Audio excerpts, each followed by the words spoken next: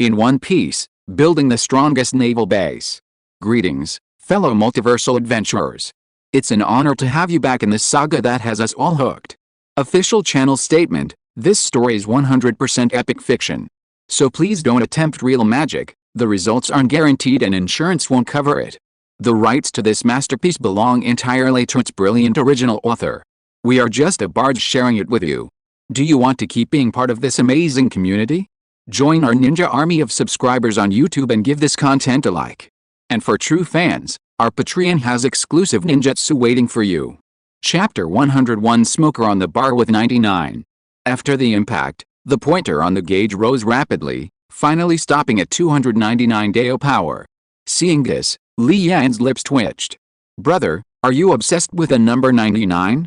I was a little too excited just now and didn't control myself well. Can I try again? Okay, just once. Li Yan nodded speechlessly, pursing his lips. Actually, he had noticed that Smoker's posture was indeed a bit off when he threw the punch, preventing him from unleashing his full power. Taking a deep breath, Smoker was clearly much more serious this time, slowly arching his body and raising his right fist. Boom. Dao power, 399. After the result appeared, Smoker clenched his fist tightly, excitement immediately appearing on his face. However, completely absorbed in his excitement, he didn't notice that everyone was looking at him with strange eyes. Are you really obsessed with the number 99? Alright, from now on, Smoker's new nickname will be 99, 99 Smoker. However, Smoker didn't care about any of that, he was currently very excited. In just half a month, only half a month, his normal attack's Dao power had already reached nearly 400. Although he hadn't focused much on physical training and instead concentrated on developing his Devil Fruit ability, after 3 years in the elite training camp, without using his Devil Fruit, his Dao power was only a meager 120 to 130. If Li Yan knew what Smoker was thinking right now, he would definitely retort. 3 years in the elite training camp, plus the time you spent in the East Blue, and after all these years, you've developed your Devil Fruit so poorly? And you still have the nerve to say you've devoted most of your energy to developing your Devil Fruit? If it weren't for the fact that Li Yan saw Smoker's Devil Fruit development talent was only C, he probably would have thought this guy had been slacking off all the time in the elite training camp. So, senior brother, you should focus more on physical training. After all, your martial arts talent is S rank. As for Devil Fruits, just get a taste of them, you're not cut out for them. Actually, it was Li Yan's idea to get Smoker to reach 300 Duki, because he saw Smoker's attributes. His Devil Fruit development talent was only C rank, while his martial arts talent was S rank. But this guy was obsessed with Devil Fruit development, and after 3 years of elite training, he hadn't even mastered a single move. Didn't you see in the original story that after he realized his mistake, he not only mastered the 6 styles in 2 years but even learned Haki? His physical training speed in those 2 years wasn't any slower than the main characters. So, this is another classic example of ignoring one's own talent and narrowing one's path. That's why Li Yan specifically spoke to Old Man Thor, instructing him to train Smoker rigorously and change his assessment goal to 300 Duki, hoping to make him realize that his martial arts talent was actually quite good. After Smoker's assessment, the other 5 branch leaders also took their tests. While their progress wasn't as dramatic as Smoker's, their already high strength, 60-70 points, was still enough to help them pass with the help of the gravity training room, though they only barely passed. Here, we must mention the other 8. After failing to find connections, Howie and the other 8 resignedly entered the training camp. However, Li Yan didn't plan to let them use the gravity training room. Their situation was different from Warner and the other 5, it was far too severe for emergency treatment. Furthermore, Howie and the others couldn't endure hardship, resulting in almost no progress after half a month, which was exactly what Li Yan had anticipated and planned. For Li Yan, branch leaders with less severe situations who hadn't crossed his bottom line could be given a chance, but those like Howie and the others, with no bottom line and a history of severely crossing it, would not be given any more opportunities. Not bad, all 6 of you have completed the first assessment. See, it wasn't that easy. As for the second assessment, Smoker passed directly. As for Warner and the other 4, while their behavior wasn't too egregious, they have still committed numerous violations of naval discipline. After announcing the results of the first phase of the assessment, Li Yan's face hardened, and he began to discuss the second phase. Upon hearing Li Yan's words, Warner and the others instantly turned pale. So, they couldn't escape it after all?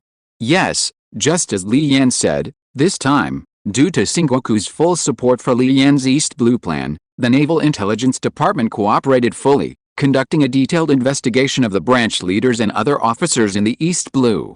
Don't underestimate the intelligence agencies of the pirate world. In this era of severely limited information, they can even trace your entire family history back 8 generations in a very short time, demonstrating their formidable capabilities. Therefore, many things are simply a matter of whether they pay attention or not whether they can find out. Thus, Li Yan already understood the situation of Warner and the other 4. To put it simply, these 5 were once passionate and righteous naval officers, but placed in the East China Sea, influenced by its environment. Fortunately, although they had made some mistakes and accepted bribes, they hadn't done anything too outrageous or harmful to civilians yet, and only temporarily so. If it weren't for Li Yan's appearance, they might have become like Howie and his group in a few years. But now, there's still hope.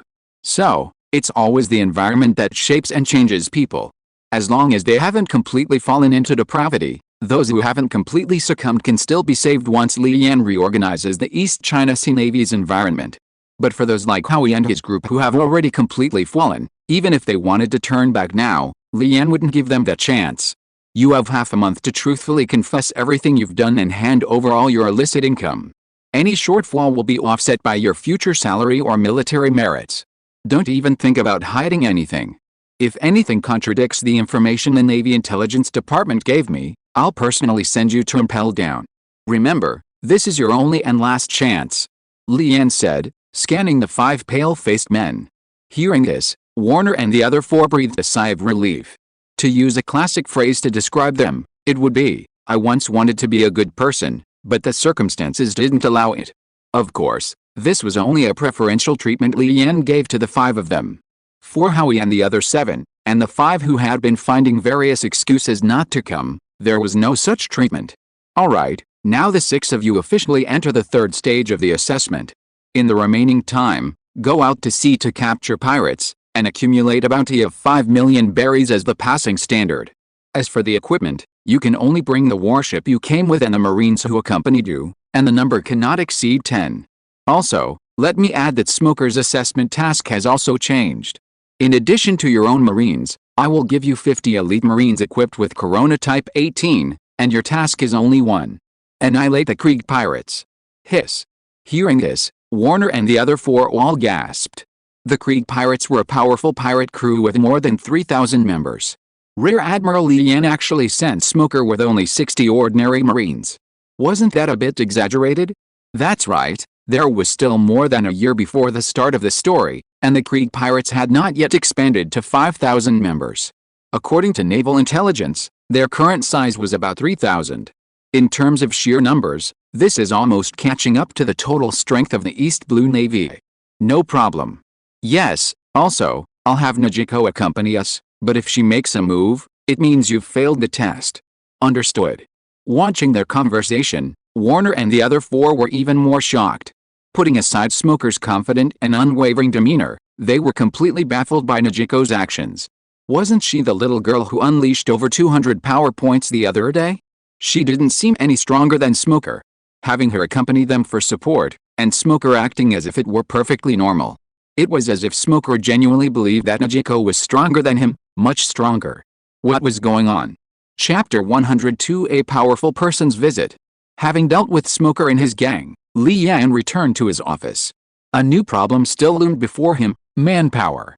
Although nearly 1,000 Marines had arrived in the past 2 weeks, and with the East Blue conscription already arranged by Anne, Li Yan wasn't worried about the planned large-scale reduction of ordinary Marines.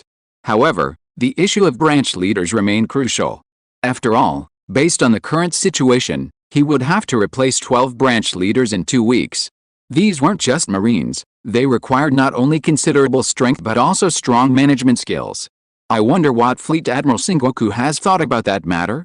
Li Yan muttered to himself, rhythmically tapping his fingers on the table. The reason Sengoku hadn't responded to his suggestion was because it was so unusual. Initially, when they discussed the replacements after the large number of East Blue branch leaders were replaced, Sengoku's idea was to select a group of majors and lieutenant commanders from headquarters to take up positions in the East Blue. But Li Yan proposed a much bolder idea. He would directly select a group of people from the graduates of this year's elite training camp, and the reason was straightforward. Those who had just come out of the training camp, before officially entering the corrupting influence of the Navy, possessed the purest sense of justice. Li Yan didn't want those Navy personnel whose justice had already been tainted with various colors. He wanted these pure, unadulterated gems for later refinement. As for strength, that was a joke. Once they came to the East Blue and were under his command, their strength would skyrocket. However, Sengoku still had some hesitation regarding Li Yan's proposal. Firstly, the recent graduates of the elite training camp lacked actual combat experience, making it inappropriate to directly appoint them to positions like branch leaders. Take Li Yan's previous incident, for example. Although Sengoku and Zephyr were powerful figures, and no one dared to speak ill of him openly, many still gossiped behind his back. Only after Li Yan made several significant contributions did those voices gradually disappear. Now, if you were to appoint a dozen or so cadets like him back then, wouldn't the subordinates cause an uproar?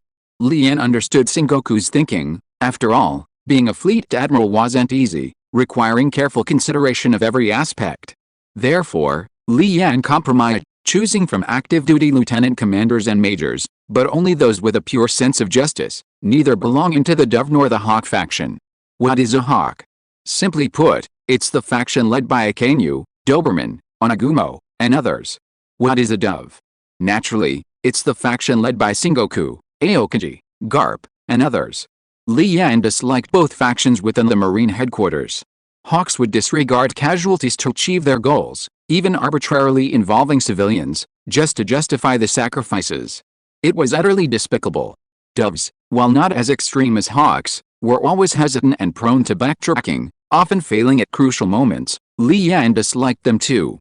Most importantly, allowing factional infighting at headquarters to spill over into the East Blue under its jurisdiction would be a terrible thing. The previous Navy was dominated by Hawks, and former Fleet Admiral Kong, known as Steel Bones, was a Super Hawk. When Kong stepped down as Fleet Admiral and was promoted to Commander-in-Chief, he naturally wanted to pass the position to a hawkish admiral. But the problem was that all the admirals at the time were Doves. What to do? Neither Sengoku, Zephyr, nor Garp, who had consistently refused promotion to admiral, were Hawks. So, Kong had no choice but to pass the position to Sengoku, who seemed to be somewhere between a Hawk and a Dove. But what happened? After taking over as Fleet Admiral, Sengoku immediately reverted to a Dove, then used various means to suppress the Hawks. So, in the original story, this generation of Navy was basically all Doves, with only a handful of Hawks. It's easy to imagine how much the Hawks within the Navy have been suppressed over the years. If it weren't for Akainu, the entire Navy would probably have become a one-man show by the Doves. In the original story, if the five elders hadn't intervened, Akainu wouldn't have even gotten the Fleet Admiral position. Therefore, Sengoku also had reservations about Li Yan's request. After all, if things went wrong, a third faction would emerge within the Navy, which Sengoku couldn't accept. However, what Li Yan didn't know was that just now, the five elders had intervened. They directly issued an order to Sengoku. He must fully support Li Yan's plans in the East Blue, and as long as his demands weren't excessive, he couldn't obstruct them. Sengoku wanted to argue his case, but it was useless.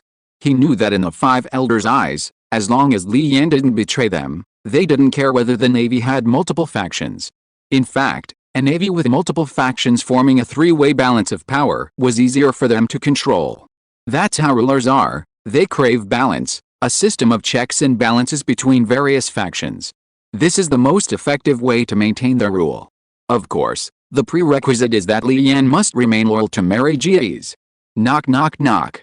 Just as Li Yan was pondering the various follow-up questions, there was a knock on the office door. Come in.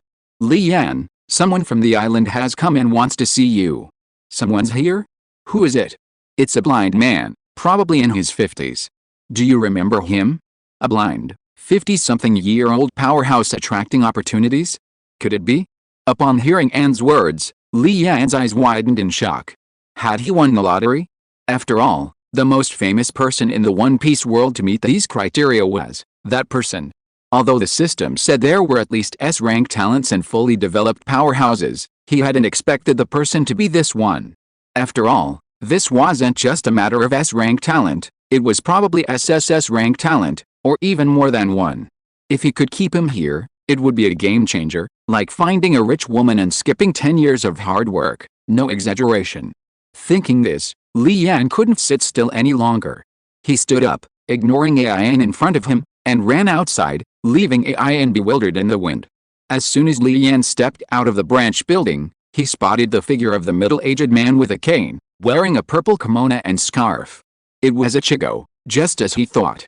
Chapter 103 Naval Independence. Fujitora Aisho, one of the few high-ranking Navy officers Li Yan truly respects in the original work.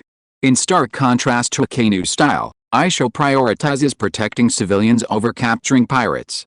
In some ways, Fujitora's sense of justice aligns closely with Li Yan's, both prioritizing the well-being of civilians. More importantly, Fujitora states in the original work that his purpose in joining the Navy was to abolish the distorted Shichibuke system, a goal Li Yan is currently pursuing. Without the Shichibuke, Weevil wouldn't have joined, leading to Zephyr's departure to create the Neo-Navy and subsequent events. Therefore, Fujitora's objectives are highly aligned with Li Yan's initial goals. Consequently, Li Yan decides to strike directly, without beating around the bush.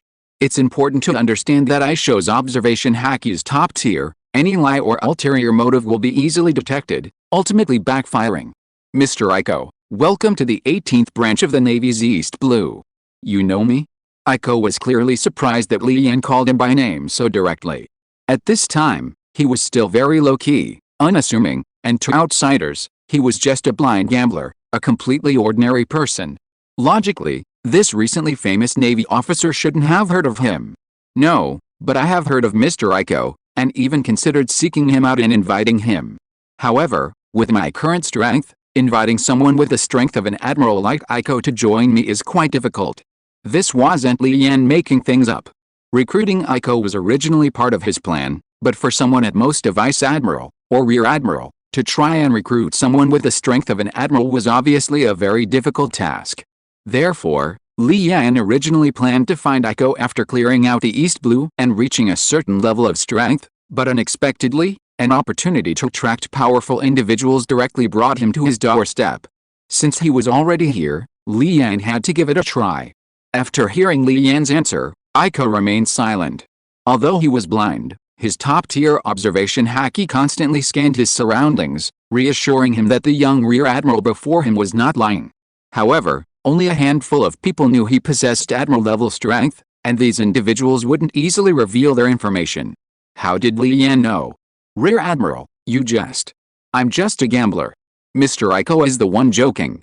Even if you are a gambler, you possess a Paramecia-type devil fruit, and your strength rivals that of a Marine Admiral, isn't it?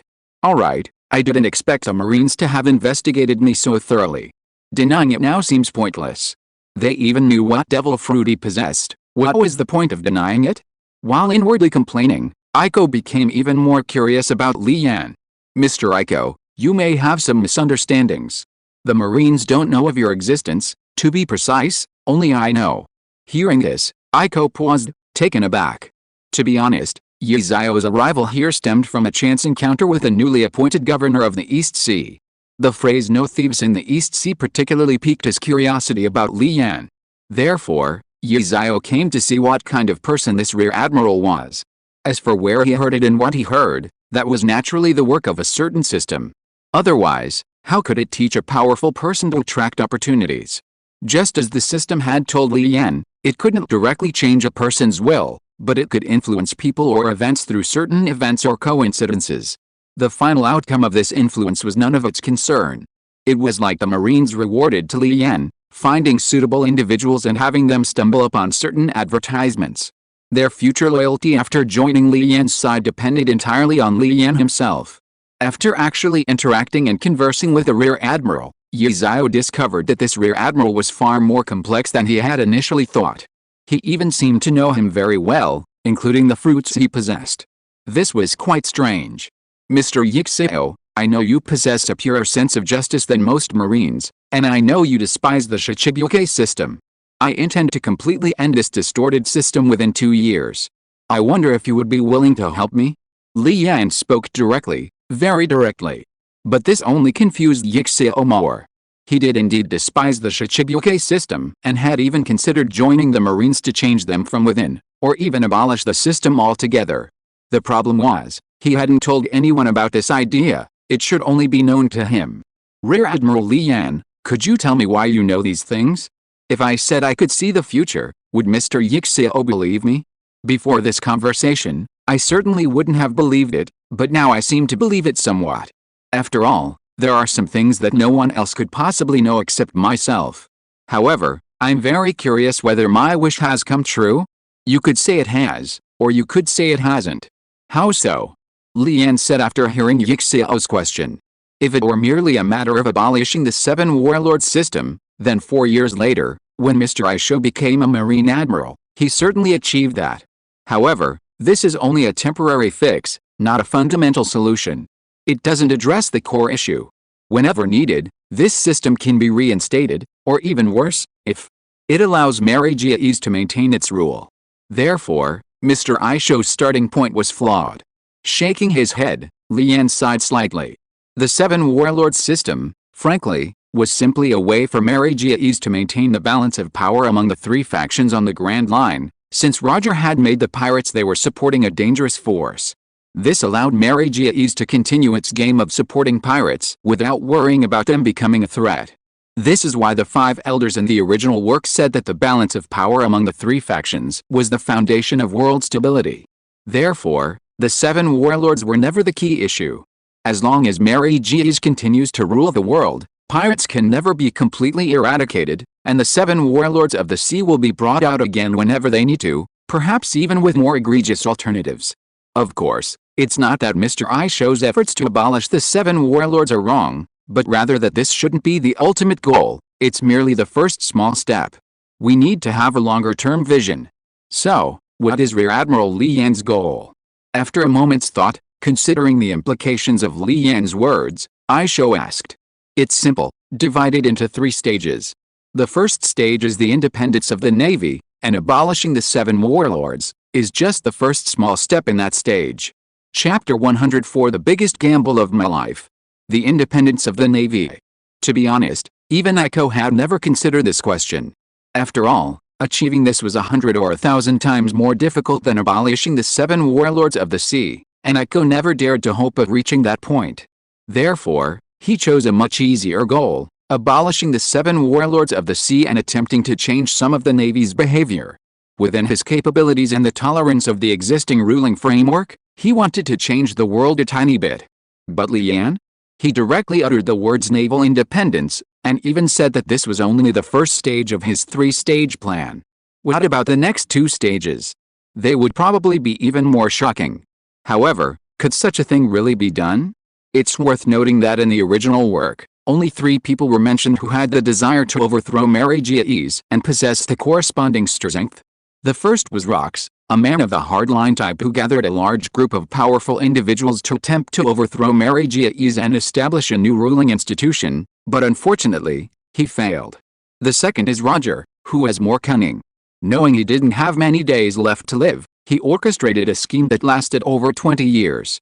Using the opportunity of his public execution after surrendering, he launched the Great Pirate Era with a single sentence, attempting to turn the pirates raised by Mary Jiais into a threat, ultimately reshaping the world. This plan seems bizarre, but it must be said that, so far, it has been quite effective. Since the start of the Great Pirate Era, the balance between the 2 major factions has indeed been crumbling little by little, eventually forcing Mary Jiais to create the 7 warlords of the sea to maintain that fragile balance.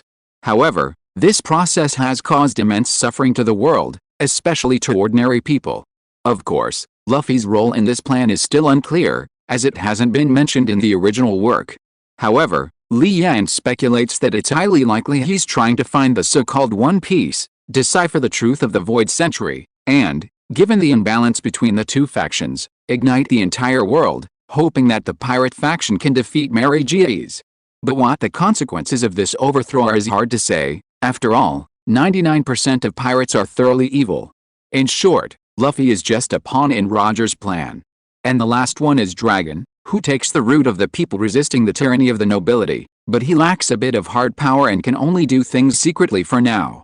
Yi Xiao knows all this, which is why he was surprised by Li Yan's plan. This is a completely different path from the three mentioned above, but if successful, it is also the most ideal path.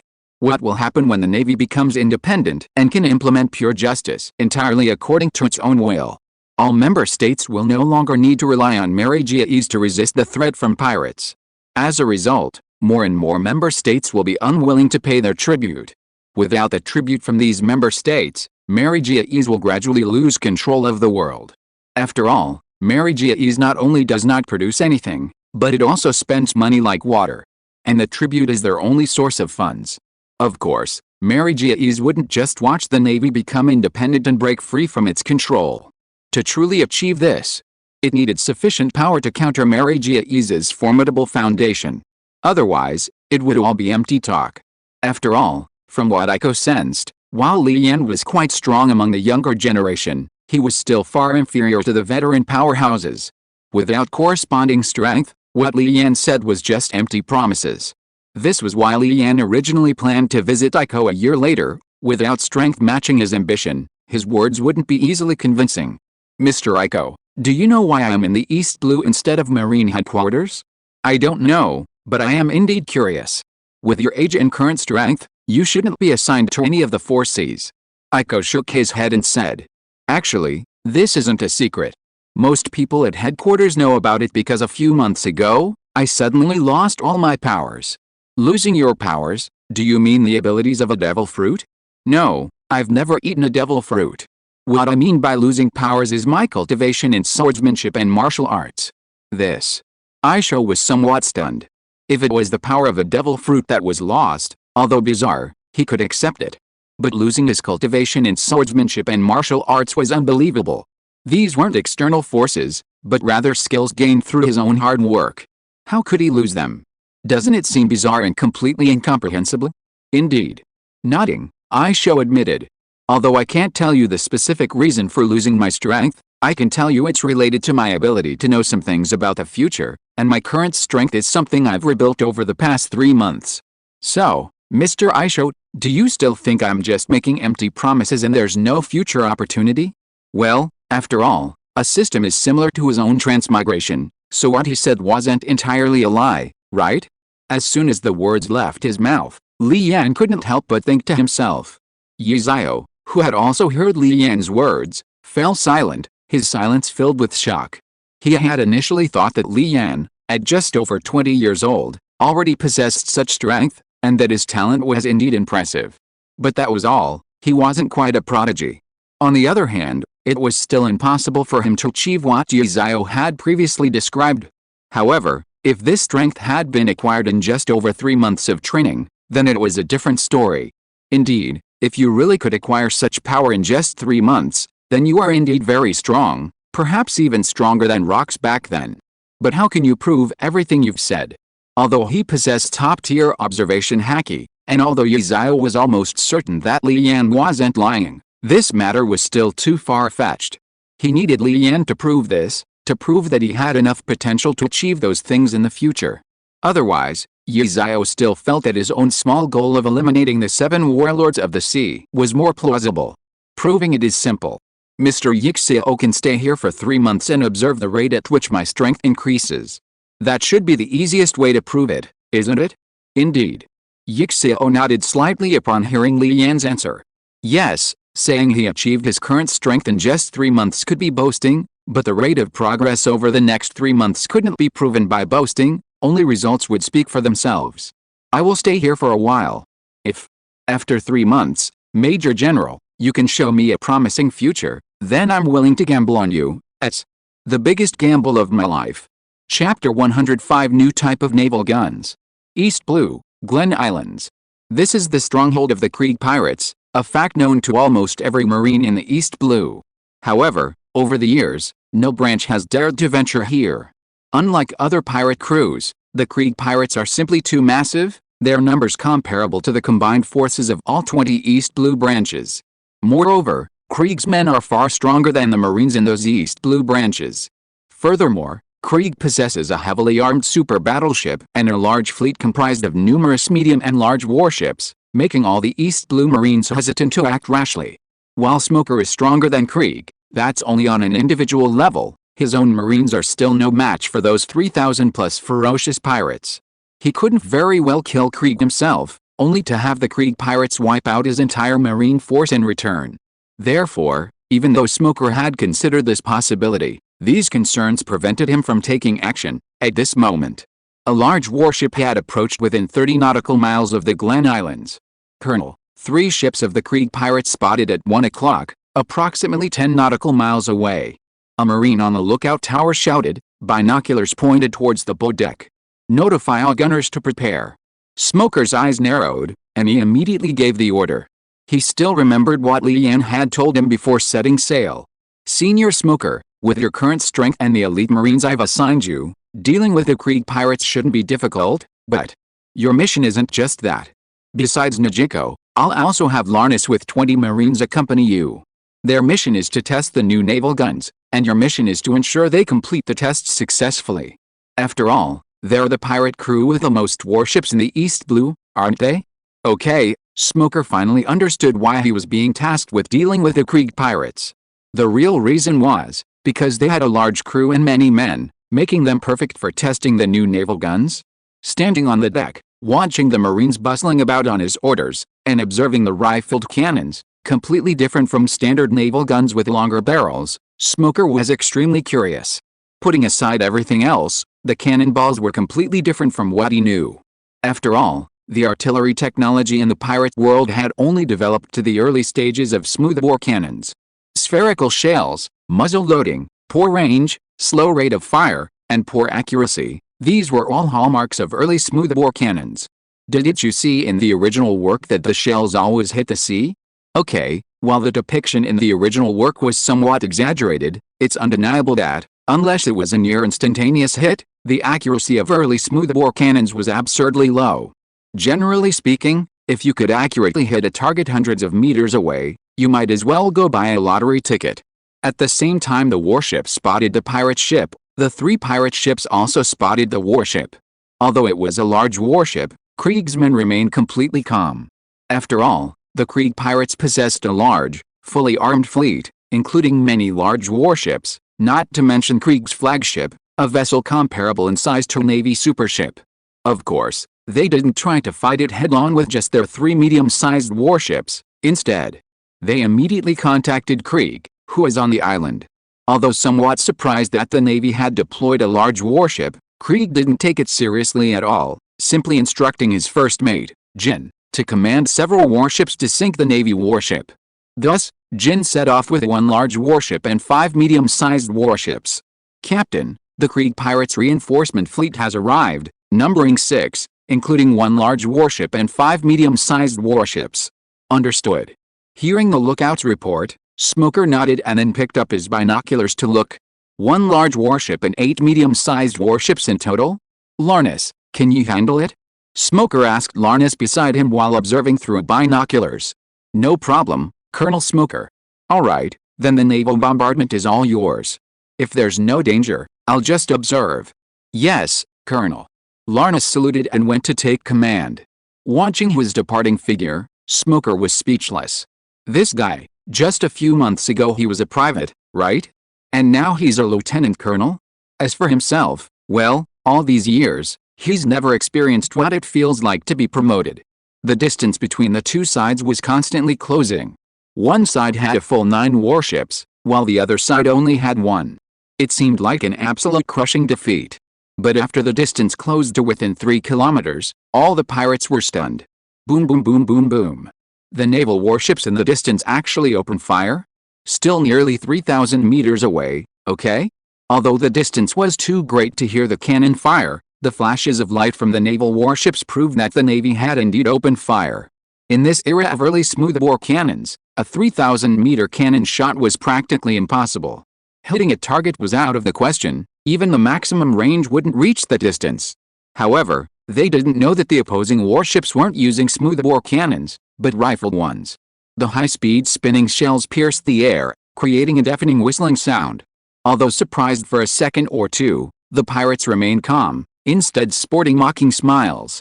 If this could work, I'd strip naked and jump into the sea to feed the fish. On one of the medium-sized warships, a pirate laughed sarcastically, mentally setting a flag. However, in the next second, a feeling of weightlessness suddenly struck, and before he could react, he was already flying into the air. Boom! 2 cannonballs hit his warship directly. One struck the upper deck, blowing the entire superstructure away. The other hit the center of its spin, instantly splitting the warship in two. The remaining 10 cannonballs missed, but their impact points were mostly within 50 meters, and their explosions created waves over 10 meters high, causing other warships nearby to rock violently. Many pirates on those ships were even thrown into the sea. Seeing the 2 pieces of wreckage slowly sinking in the water and the countless pirates in the water, Ajin realized something was wrong. He finally understood why the Navy had only sent 1 warship, and why they hadn't fled even after seeing 9 warships on his side. 3 kilometers away, 12 shots, 2 hits, plus cannonballs with such outrageous power. This is clearly a new weapon from the Navy. Could it be that they're using our Krieg pirates to test it out? Chapter 106: The Collapse of the Pirates. In fact, just as Akin had guessed, Li Yan was using the Krieg pirates as a test subject for their new weapon. After all, the new weapon was a naval cannon, and the Krieg pirates were the only pirate crew in the East Blue with a large fleet capable of waging a proper naval battle. Think about it, even the most formidable pirate crews on the Grand Line mostly consist of only 1 ship, but the Krieg pirates of the East Blue had built a fleet of dozens of ships, each heavily armed. Who else would they test their weapons on? They're going to fire again. Just as Akin was considering how to respond, the lookout suddenly shouted. Immediately afterward, another burst of fire flashed from the opposing warship. Everyone, intercept the cannonballs. Seeing this, Akin immediately roared, grabbing 2 of his specially made cannons with iron balls at the tips. If this were in Li Yan's previous life, it would probably terrify a lot of people, intercepting cannonballs with one's own body. However, in the world of One Piece, this is perfectly normal. Remember when the main characters first set sail? Zoro and Sanji, without their devil fruits, intercepting cannonballs was as easy as eating and drinking. Keep in mind, Zoro was just a swordsman then, not even a swordsman yet, and Sanji was about the same. So, in this pirate world, anyone with a little strength isn't afraid of guns and cannons. But this only applies to the early flintlock muskets and early muzzle-loading smoothbore cannons. Under Jin's command, all the pirates picked up their weapons, their eyes glued to the sky, trying to track the cannonball's trajectory. Soon, they saw the cannonballs hurtling towards them, but they caught them, but the speed was too fast. There wasn't even a second between catching the trajectory and the cannonball falling. After all, even in the pirate world, you need to be within 500 meters to catch a cannonball with your eyes, unless you're incredibly strong. The new cannonballs fired by the new naval guns had a flight speed of over 700 meters per second. For ordinary pirates, even if they caught the trajectory, what could they possibly do in less than a second? Of course, there was one exception, Akin. The instant he caught the cannonball, he leaped up, his crutch aimed at the incoming projectile, and lashed out. Based on past experience, this should have knocked the projectile at least 10 meters away before it exploded. However, the moment of contact, Akin sensed something was wrong. It was heavy, incredibly heavy. And what shape was it? It wasn't a spherical projectile at all, but a cone, spinning at high speed. Get out of my way. With a shout, Akin used 120% of his strength, finally managing to deflect the projectile slightly, but only slightly. However, the impact also triggered the fuse. It's worth noting that Li Yan had specifically instructed Levin and the others to make the projectile's fuse more sensitive. After all, in this pirate world, intercepting cannonballs with one's bare hands is a common occurrence, isn't it? So, just after Akin deflected the cannonball, it exploded with a deafening roar less than 3 meters away. With a thunderous boom, a figure was sent flying dozens of meters into the deck of another warship, leaving a classic human-shaped hole. The large warship that had been on, though Akin had desperately blocked 1 cannonball, was hit by 2 more. However, being a large warship, it wasn't sunk like the previous medium-sized warship. But it was severely damaged, even its keel cracked, beyond repair. On the medium-sized warship, a group of pirates found Akin covered in blood below deck. Captain, quickly order all ships to retreat immediately and notify Captain Krieg. Supporting his fading consciousness, Akin managed a few broken words before his head lolled to the side and he passed out. Captain Commander. This alarmed all the pirates.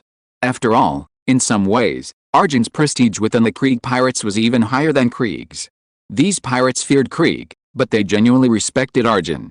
If it weren't for Arjun's unwavering loyalty to Krieg, at least half of the pirates would have been willing to join him if he waved his flag. Quickly, do as the Captain Commander orders. Signal all ships to retreat to Glen Islands, and inform Captain Krieg of the situation. With their pillar of strength gone, the pirates were thrown into chaos. Fortunately, before losing consciousness, Arjun had given the correct orders. Although somewhat confused, the pirates still acted according to the commands. 3 kilometers away. Lieutenant Commander Larnus, the pirate fleet seems to be retreating. Continue the attack. Launch a few more waves before they complete their turn. Yes, Lieutenant Commander. Larnus picked up his binoculars, glanced at the pirate fleet slowly turning, and approached Smoker. Colonel, according to my estimation, we should be able to launch 3 more attacks before the pirate fleet completes its turn. However, if we want to pursue them after that, we can only use the bow guns. Therefore, it's unlikely we can annihilate them before they retreat to Glen Islands. It's alright. Just complete your test. Leave the rest to me. After all, if you wipe them all out, my assessment will be ruined. Smoker said nonchalantly, taking a puff of his cigar. Honestly, even he was startled by those 2 rounds of shelling.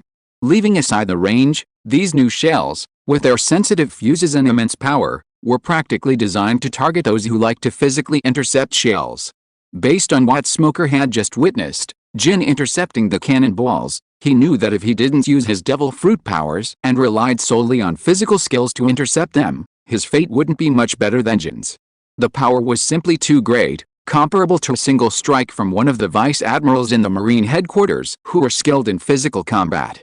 Of course, this referred to ordinary vice admirals, not elite ones, and certainly not Garp, that superhuman.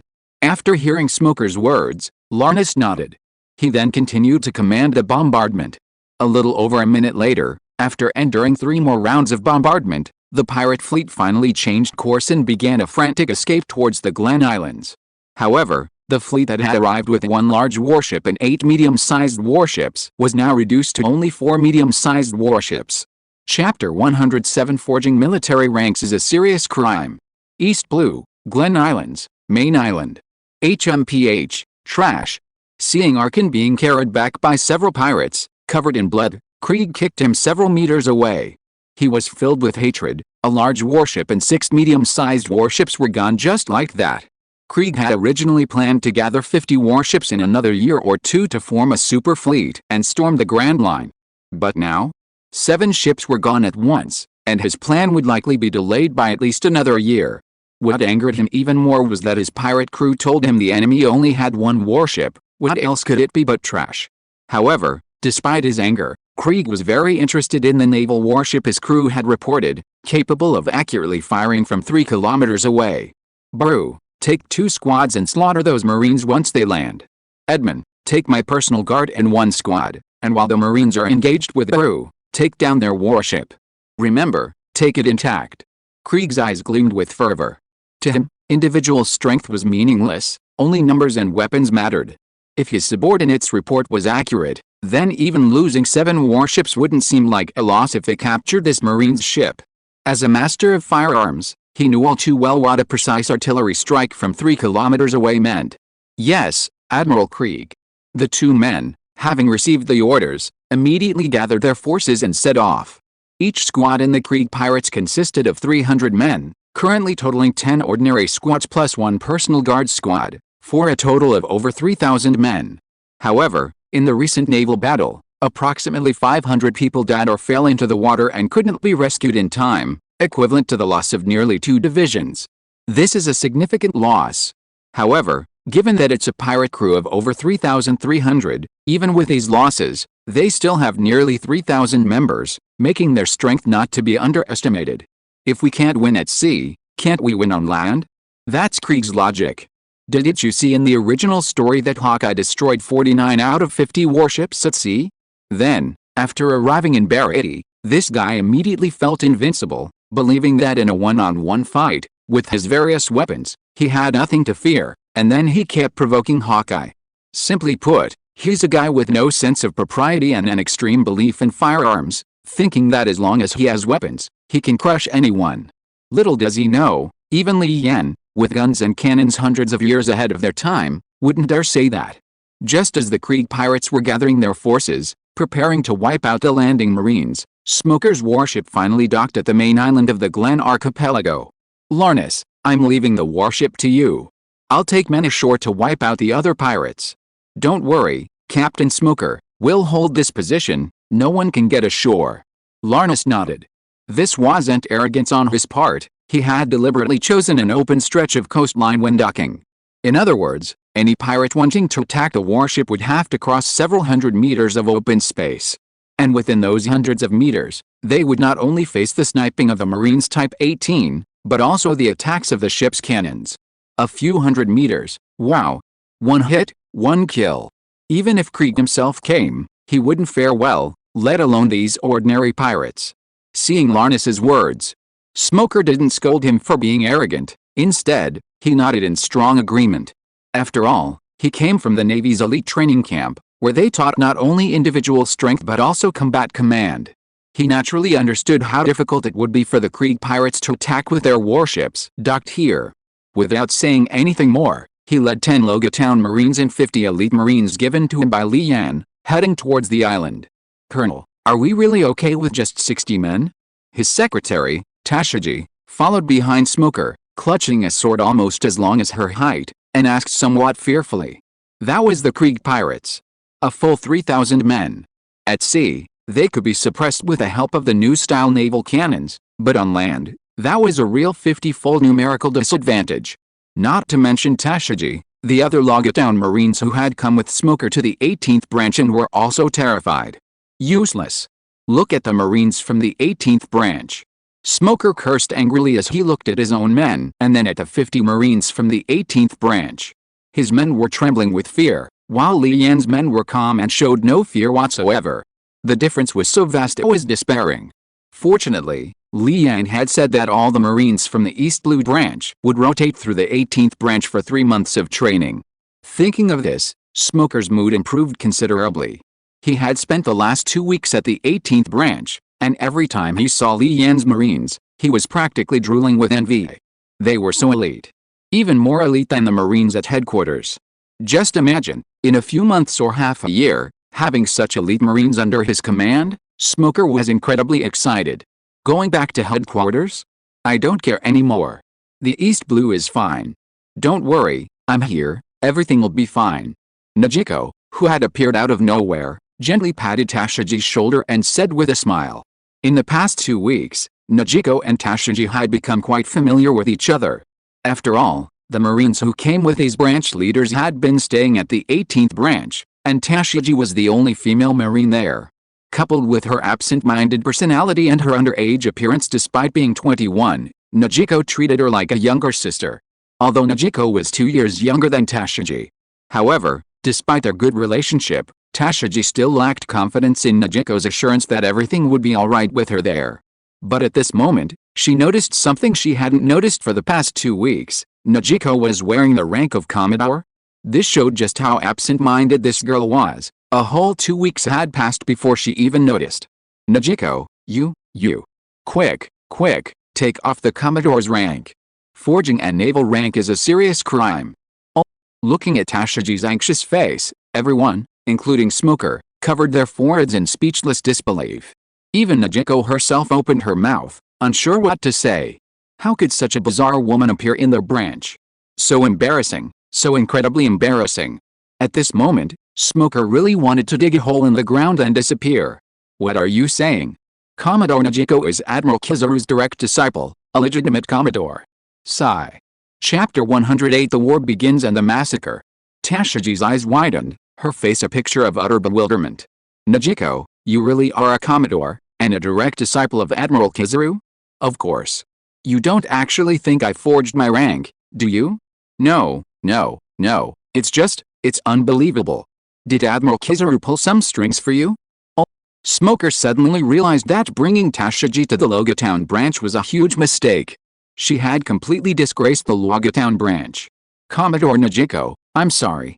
It's alright, let's not talk about that. Those pirates are less than 300 meters away, and there are over 1,000 of them. Najiko waved her hand, then composed herself and said seriously. Actually, she already knew this when they first landed. After all, with the Rumble Fruits enhancement, her observation haki's range was quite considerable. Given Najiko's current strength, while she couldn't say she could cover the entire Glen archipelago, covering most of the main island shouldn't be a problem. However, what she didn't know was that this mere 300 meters had already startled Smoker. Although he hadn't awakened observation haki, he was still a product of an elite training camp and had considerable experience. Generally, a beginner's observation haki covering 100 meters was already quite impressive, so someone like Najiko, who could cover over 300 meters, was definitely at the intermediate level. If Najiko had told him that he could cover most of the main island, Smoker would have questioned his existence. Nodding, he looked at the grove of trees 100 meters ahead, where birds were indeed constantly flying out. All units, prepare for battle. Yes, Colonel. Brigadier General Najiko, could you please keep an eye on my incompetent subordinates for a while? Don't worry, Colonel Smoker, I'll intervene if there's a fatal crisis, but otherwise, it's better for them to have more experience. This was what Li Yan had instructed Najiko before setting off. Otherwise, what was the point of having Smoker and the others? That's enough, thank you. Smoker thanked him sincerely. Come to think of it, he and Najiko had sparred once in the past 2 weeks. Although both possessed Logia-type devil fruits, Najiko was far superior to him in speed, power, and the degree of her fruit's development. Especially her lightning punishment combined with observation haki, it was practically unpredictable, requiring no eye contact whatsoever. Therefore, with her watching over him, Smoker felt quite at ease. Just as Najiko had said, as long as they didn't lose their lives, let them gain more practical experience, even if they all ended up severely injured. Soon, a large number of pirates, their faces contorted with rage, charged out of the forest 60 against 600. With a quick glance, Smoker had already estimated the enemy's approximate numbers. Although a 10-to-1 numerical disadvantage seemed hopeless, it wasn't impossible to win. The only problem was, Najiko had said over 1,000, so why were there only 600? With a hint of doubt, Smoker looked at Najiko. There are still 600 hiding in the woods, mostly planning to seize the warship once we start fighting. Seeing Smoker's confusion, Najiko smiled and said, I see, that's truly pitiful. Yes, very pitiful indeed. Najiko nodded, agreeing wholeheartedly with Smoker's words. There was still a considerable chance of survival on the main battlefield. After all, given the choice, Smoker and his men would likely choose to capture them. At least they'd be alive, right? But if they went to ambush the warship, and the ship's cannons bombarded them, and the Corona Type 18 picked them off one by one, how many would survive? It was even highly possible that none would survive. Wasn't that pitiful? Raise your guns. Just as Najiko was thinking this, Smoker gave the order. 50 elite Marines moved in perfect unison, raising their Corona Type 18 guns. As for Smoker's Marines, although they all carried guns, looking at the pirates hundreds of meters away, what difference was there between their guns and fire pokers? Then they looked at the 50 Marines of the 18th Division. Tears of envy streamed down their faces. Everyone, fire freely. Stop the pirates from using. Bang bang bang bang as Smoker's right hand followed the command, a burst of gunfire unique to the Corona 18 rang out. At the same time, over 300 meters away on the other side, Ironwall Baru had just led 2 squads out of the forest when he immediately saw the 60-odd Marines opposite him. 60-odd people dare to come ashore? I wonder what these Marines are thinking. Could they have offended their superiors and been sent here to their deaths? Looking at the number of Marines opposite, Baru couldn't help but imagine the possibilities. Captain, those Marines have raised their guns. They're probably preparing for a full-scale defense. Tisk tisk, what a cowardly bunch of Marines 300 meters away. Before we even charged, they were already so scared that they raised their guns? Don't even mention you can't reach 300 meters away, so what if you're within 100 meters? Rifle bullets aren't something you can just block or dodge at will, are they? Baru expressed utter disdain for the Navy's actions. Then, in the next second, thud thud thud thud thud. Dozens of pirates were hit, more than half of them dying instantly from fatal wounds. They all had one thing in common, A bloody hole appeared in different parts of their bodies. Clearly, this was the work of Corona's 18-type weaponry. After all, Li Yan had given Smoker 50 elite Marines equipped with this new type of firearm. The roll call continued, and pirates fell one after another. Aside from those who weren't hit in vital areas and only suffered minor injuries, this single attack wiped out more than 20 pirates. Damn it, how can their rifles shoot so far? Run. Quick, everyone run. Only 300 meters, and we outnumber them 10 to 1. If we charge in, their rifles will be useless. Baru shouted to his pirate crew. The pirates, initially stunned by the earlier scene, snapped back to reality and charged towards Smoker and his group with a roar. In a sense, Baru's decision was correct. After all, weapons in this world were still in the early stages of muzzle-loading flintlock muskets, with incredibly slow rates of fire. Now, they were only a little over 300 meters away. This meant they only needed to withstand 2 volleys, or perhaps even just 1, of fire to force the enemy into melee combat, and then overwhelm them with sheer numbers. Victory would be within their grasp. However, as mentioned earlier, Baru's method would only work against standard Navy rifles. But the enemy's rifles weren't standard Navy rifles, they were Corona Type 18 rifles from the East Blue 18th Branch. A one-sided massacre was about to begin. If you are listening to this novel on a channel other than Fanfic World, it means it was downloaded and re-uploaded without effort. We warmly invite you to visit our channel, Fanfic World. There you will find the original version of this story and many other novels of various genres. We look forward to seeing you dive into a world of incredible novels. Chapter 109 Welcome to Hell. Without formation or coordination, hundreds of men charging in a haphazard mass were practically no different from being lined up for execution. Unlike the Navy's standard rifles, the Corona Type 18 could fire again after each shot by simply pulling the bolt, and its magazine held a full 8 rounds. Bang bang bang bang bang. Thud thud thud thud thud thud. Gunfire rang out continuously, and pirates fell one after another, some dying instantly, others wounded and collapsing. In short, in just 200 meters, Balu's pirate group had already suffered more than half its casualties, so much so that by the time they reached 100 meters from the Navy's position, only a little over 200 of the 600 pirates remained. This was nothing short of a massacre. However, the nightmare was finally over. When he saw the Navy lower their guns and stop firing, Balu breathed a huge sigh of relief. Thankfully, he still had over 200 men, while the Navy only had 60. They could still win. However, he didn't know that the end of one nightmare often only meant the beginning of another. Everyone draw your swords, prepare for melee. Yes, Colonel. After emptying their magazines, upon hearing Smoker's order, all the Marines drew their swords, and a fierce battle was about to erupt. Everyone, eliminate the pirates. White smoke launcher, white fist. When the pirates were only 20 meters away, Smoker shouted and activated his devil fruit ability, his lower body turning into smoke as he leaped forward. He was so fast that he almost instantly plunged into the pirates, immediately unleashing a white fist, blasting one unfortunate pirate dozens of meters away. The pirates, realizing what was happening, immediately grabbed their weapons and attacked him. But, an ordinary person trying to fight a Logia-type devil fruit user with a sword? Wasn't that a joke? Why do I feel like I've hit anything even though I clearly struck? What the hell is this white smoke? This isn't human, it's a monster, an immortal monster. With a sneer, Smoker ignored the pirates frantically attacking him and instead focused his attention on Baru in the distance, then charged forward. Seeing this, the other pirates wanted to give chase, but the Marines were already upon them, forcing them to concentrate on dealing with the Marines in front of them. Even though that colonel is a monster, can't we handle you ordinary Marines? That's what they thought, but after the fight, they realized how wrong they were. Even with 4 or 5 people attacking him simultaneously, they were at a disadvantage. These Marines were too strong.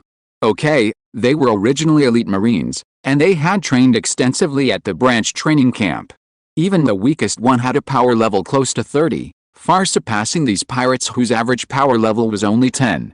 Of course, among these 60 Marines, there were also a small number of weaker individuals, namely Tashiji and the other 9 Marines from the Luogatown branch.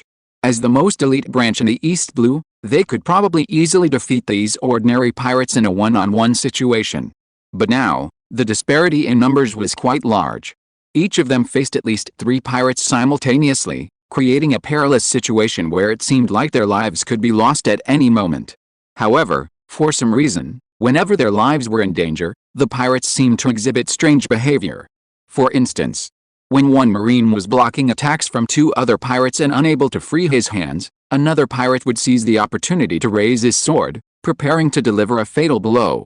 Originally, this Marine had already despaired upon discovering the pirates attacking him, but for some reason, the attacking pirates suddenly stopped moving, giving him that crucial time to dodge the attack.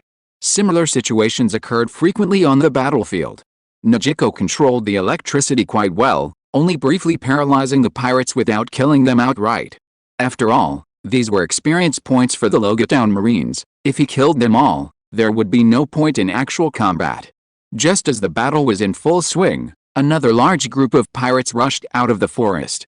Chief of Staff Edmund, should we go support Lord Baru? A pirate not far from Edmund asked worriedly. After all, it was too tragic there. The ground was littered with pirates, not a single Marine. The key point was that of the 600 men Baru had let out, less than 200 remained. Leave that to Baru. We'll just focus on taking down the Marine warships. But don't forget, this is Admiral Krieg's order. If you fail to complete it, I don't need to explain what will happen when you return, do I? Hearing this, the pirate trembled. Only then did he realize that they were carrying out a mission personally ordered by Krieg. If they failed, they would be severely injured upon their return, and there was a high probability that they would be shot by the enraged Krieg. This was no joke, so he dared not say anything more and continued to follow the group towards the warship.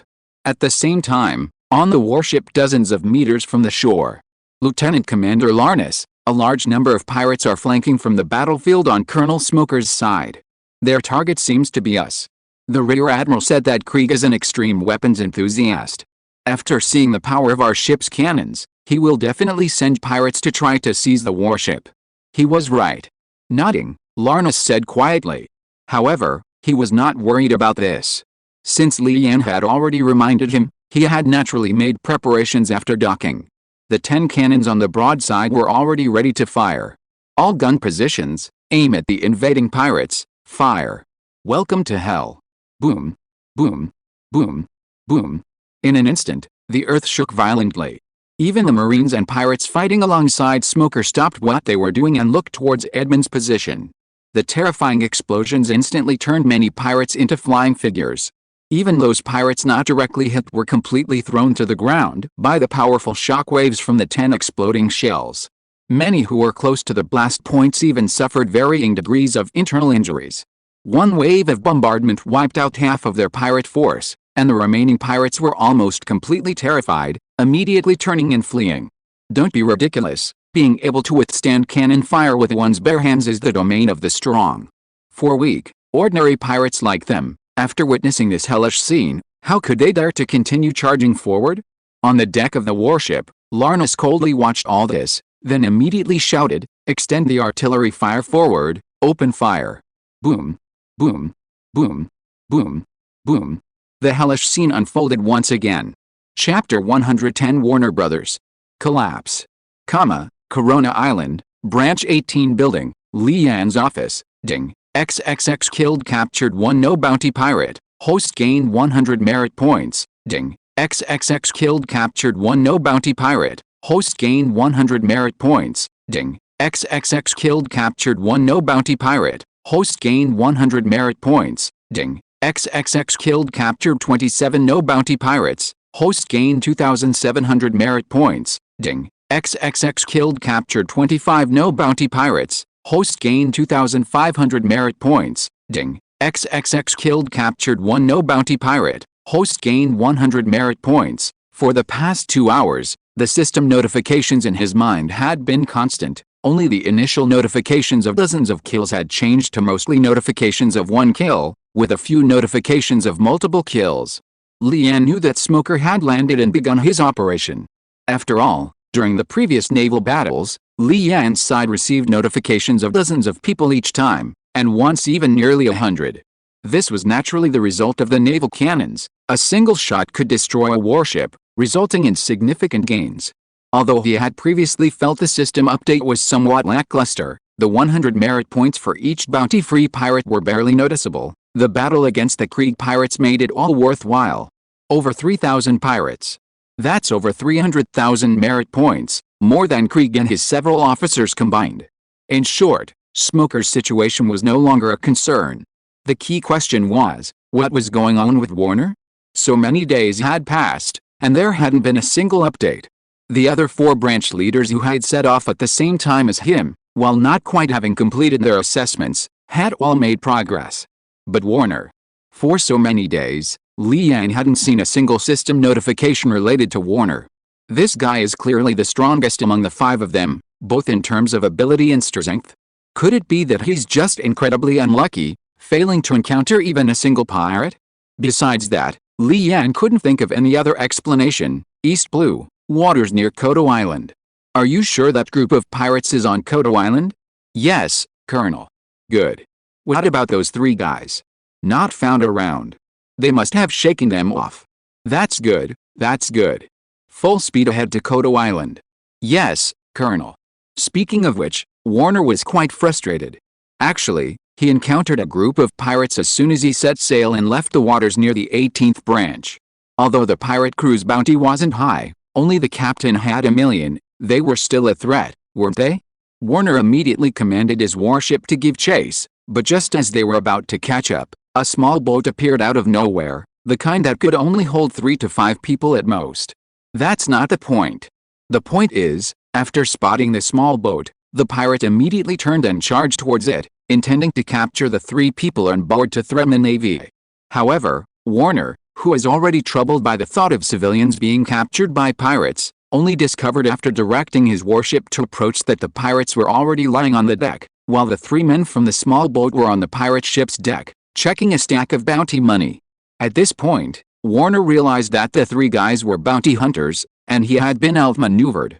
Well, although he was very frustrated, there was nothing he could do. Bounty hunters hunting pirates was only natural, wasn't it?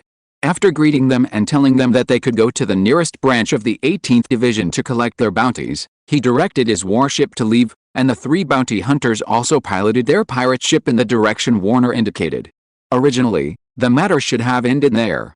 For some reason, despite heading in the opposite direction, when Warner spotted another pirate ship a day later and gave chase, he was intercepted again. The worst part was, the interceptors were the same 3 guys from yesterday. Before Warner could even say anything, one of the 3, carrying 3 swords, questioned him. Didn't you say that direction led to Corona, where the 18th branch is? Why haven't we arrived after sailing for a whole day and night? And weren't you sailing in the opposite direction from us yesterday? How come we ran into you again today? Were you following us? Hearing this, Warner was completely taken aback. He'd seen some unreasonable people, but never anyone this unreasonable. Following you like that? You were clearly heading towards the 18th branch yesterday, so how come you're here again? Look for yourselves, who's following whom? He pulled out a nautical chart, pointed to the place where they'd met yesterday, the location of the 18th branch, and then to their current location, saying irritably. Someone glanced at the map, then pondered deeply for a long time before finally uttering a sentence that instantly broke Warner's composure. So, were we lost? That's right, of course we are. What, were we the ones who got lost? After a moment of silence, Warner again told them the direction to Corona Island, even watching them sail out of sight before finally directing the warship to continue. The problem was, for the next 3 days, no matter how Warner changed course, every time they encountered pirates and were about to catch up, those 3 would suddenly reappear, completely unaware that they had deviated from their course again. Thus, 5 whole days passed, and Warner hadn't caught a single pirate, his spirit nearly broken. So, when his subordinates said there was a pirate crew on the island ahead, Warner's first reaction was to ask if they had spotted those 3. Only after receiving a firm and certain reply from his subordinates did he rouse himself and command the warship to head towards Kodo Island. Just as they were preparing to dock, someone asked, "Doesn't that pirate ship over there look familiar?" "Colonel, it does look familiar, but it's not flying a pirate flag, and I can't quite place where I saw it." "Okay, never mind for now, let's get ashore before that plague appears." "Yes, Colonel." The Marines, guns and knives in hand, were filled with ruthless determination, determined to wipe out the pirates on the island and vent their pent-up frustration. But when they found the pirates' campsite, they were all dumbfounded. The 3 bounty hunters who had haunted them for 5 days were now huddled around a campfire, leaning against a giant wild boar. More than 20 pirates lay dead on the ground around them. Okay, no wonder that pirate ship without a flag on the shore looked familiar. But is this ever going to end? Looking at the 3 men roasting the wild boar, Warner's face fell. Chapter 111. A few kilometers is standard procedure. On Kato Island, a group of Marines and 3 bounty hunters stared at each other, the atmosphere incredibly awkward. Could it be that I'm lost again? Zoro looked at Warner and the others, pondered seriously for a moment, and then asked. Warner didn't speak, but his eyes clearly said, "What do you think? What happened to the rule of not doing things more than 3 times? The first time doesn't count, but this is the 4th time they've outmaneuvered him. The East Blue is so vast, even if these guys are lost, how could they find him so accurately? They're practically human radar, the kind that's instinctive. If this problem isn't solved, won't his assessment be ruined?" There were only 10 days left. Warner panicked. It wasn't that he lacked the ability to pass the test, but, "How about this?" he said, "I'll take care of getting you to the 18th branch. But before you reach the 18th branch, you'll temporarily join the East Blue 1st branch according to the Navy's temporary conscription regulations. You can leave once you reach the 18th branch, how about that?" Suddenly, a brilliant idea flashed through Warner's mind. The temporary conscription regulations refer to the Navy's ability to temporarily recruit skilled individuals from the civilian population for certain missions. During the mission, these temporarily recruited individuals possess temporary Navy status. If we encounter pirates on the way, the bounty for killing them will still be yours. Of course, it's still yours. According to the Navy's temporary conscription regulations, the bounty for pirates killed during a mission will still be paid, just like for bounty hunters. After all, my ship is on a mission. Without this status, I wouldn't be able to let you on board. I see. Well, thank you very much then. But my pirate ship? No problem, no problem. You 3, come here. Before Zoro could finish speaking, Warner interrupted him, turning and beckoning 3 Marines over. You 3, take the ship these 3 captured to the 18th branch. At the same time, you 3 withdraw from this operation. Understand? Yes, Colonel. Well, they've already been so hospitable, Zoro naturally wouldn't be coy. Someone's giving him a ride and providing 3 meals a day. And if he encounters any pirates on the way, the bounty is still his. What more could he ask for? And so, Warner continued with 10 Marines, but this time 3 of them were replaced by Zoro, Johnny, and Joseph. Glen Archipelago. The beach was littered with the corpses of pirates, and those who were wounded but not dead had been restrained and placed on the shore under the supervision of Larnus and his crew. To be precise, they were being watched over by the cannons on the warships. A barrage of cannons was pointed at them. Try to escape, 1 shot and you'd all be wiped out, believe it or not. As for Smoker, Baru alone had a bounty of 5 million, but his performance target wasn't 5 million, it was to wipe out the entire Krieg pirates. So, after dealing with the situation on the beach, he led his men deeper into the main island. However, of his 60 Marines, only 51 remained. The 10 Marines from Logatown, except for Tashiji, had all suffered considerable injuries and had been sent back to the warship. Meanwhile, deep within the main island of the Glen Islands, at the headquarters of the Krieg pirates, Krieg was increasingly unsettled as he listened to the accounts of several pirates who had escaped. He could attribute their previous naval defeat to the superior weaponry of the Navy and the incompetence of Jin. But now they had lost on land too, 1,200 men against a few dozen Marines, and not a single one killed. 4 entire divisions of his crew were wiped out. Most importantly, his personal guard was among them, the strongest of Krieg's 11 divisions. Not to mention his corps officers, half of them gone, Captain Commander Jin, Chief of Staff Eddie Man, and Iron Wall Baru. These were arguably Krieg's 3 strongest men. Adding the ordinary pirates, only a little over 1,000 remained. Even if they went to fight again, it seemed like it would just be a replay of the previous battle, with no real difference. At this moment, a fleeting thought of escaping to preserve strength crossed Krieg's mind. However, before this thought could solidify, bang bang bang bang. A burst of gunfire erupted from the woods over 200 meters away, and more than 30 pirates instantly fell in Krieg's pirate crew's headquarters. Seeing this, Krieg finally understood why Baru and Edmund had suffered such a crushing defeat. There were still over 200 meters to go.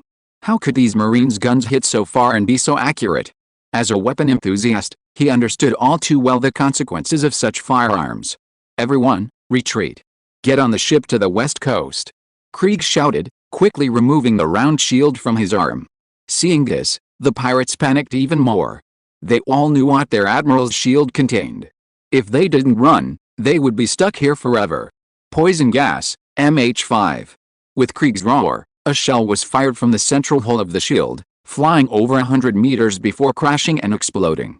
A cloud of purple smoke erupted from the shell, spreading rapidly in all directions. At the edge of the woods, Smoker frowned slightly, watching this scene. Just as Li Yan said, this guy carries poison gas. Luckily, we were prepared. Everyone, put on your gas masks, and then, pursue.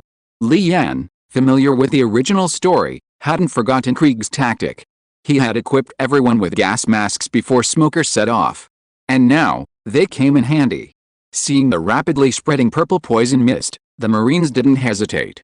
They immediately pulled out their gas masks, put them on, and, led by Smoker, ran out of the woods in pursuit, firing their Corona Type 18 rifles. Colonel Smoker, they fled towards the west coast. My observation Haki detected over 100 pirates there, and they're not on land, they must be on their pirate ships. I see. Smoker nodded, agreeing with Najiko's guess.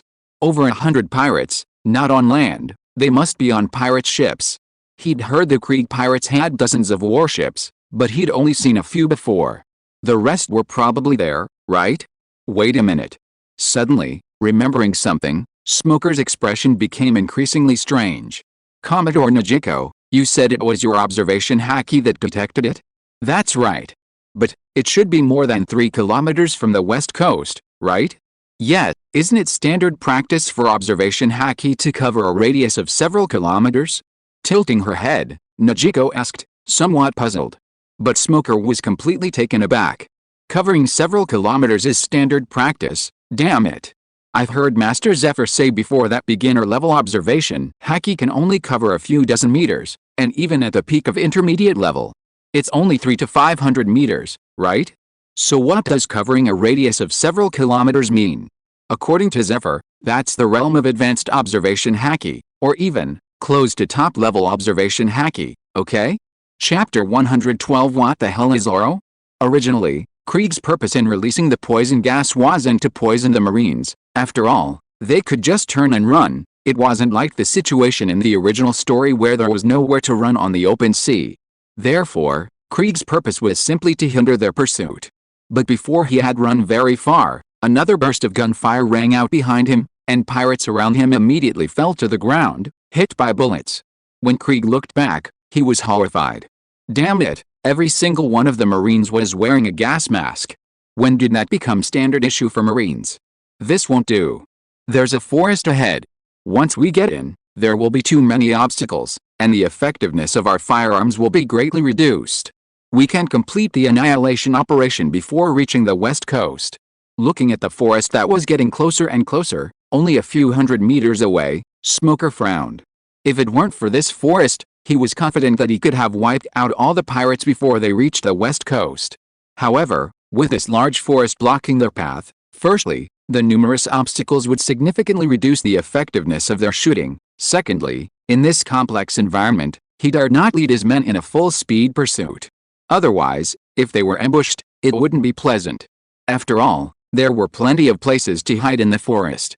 Right, there's Larnus. Smoker regretted forgetting him. He immediately pulled out a Den Den Mushi and ordered it to launch the warship to circle around to the west coast for an interception. After all, the warship was only 5 or 6 kilometers south of the main island, enough to reach a position with relatively accurate artillery fire, even if they couldn't intercept it in time. Then, once he passed through the forest and saw the pirate ship's positions, Larnus could launch a long-range artillery attack. 10 minutes later, after Smoker and the other Marines relentlessly pursued him, Krieg finally arrived at the beach on the west coast. However, the number of pirates still following him had dwindled to less than 1,000. However, with over 20 pirate ships right in front of him, he breathed a sigh of relief. Even if those Marines were incredibly powerful, they couldn't possibly have taken down in nearly 1,000 people in the time it took him to run a few hundred meters, right? Humans are strange creatures. Whenever you think something is impossible or shouldn't happen, the next second it almost always comes true, leaving you utterly proven wrong. Whoosh! Boom! A cannonball suddenly streaked across the sky, landing directly where the pirate ships were anchored. Although it didn't hit directly, the impact point was only 10 meters away from one of the medium-sized warships.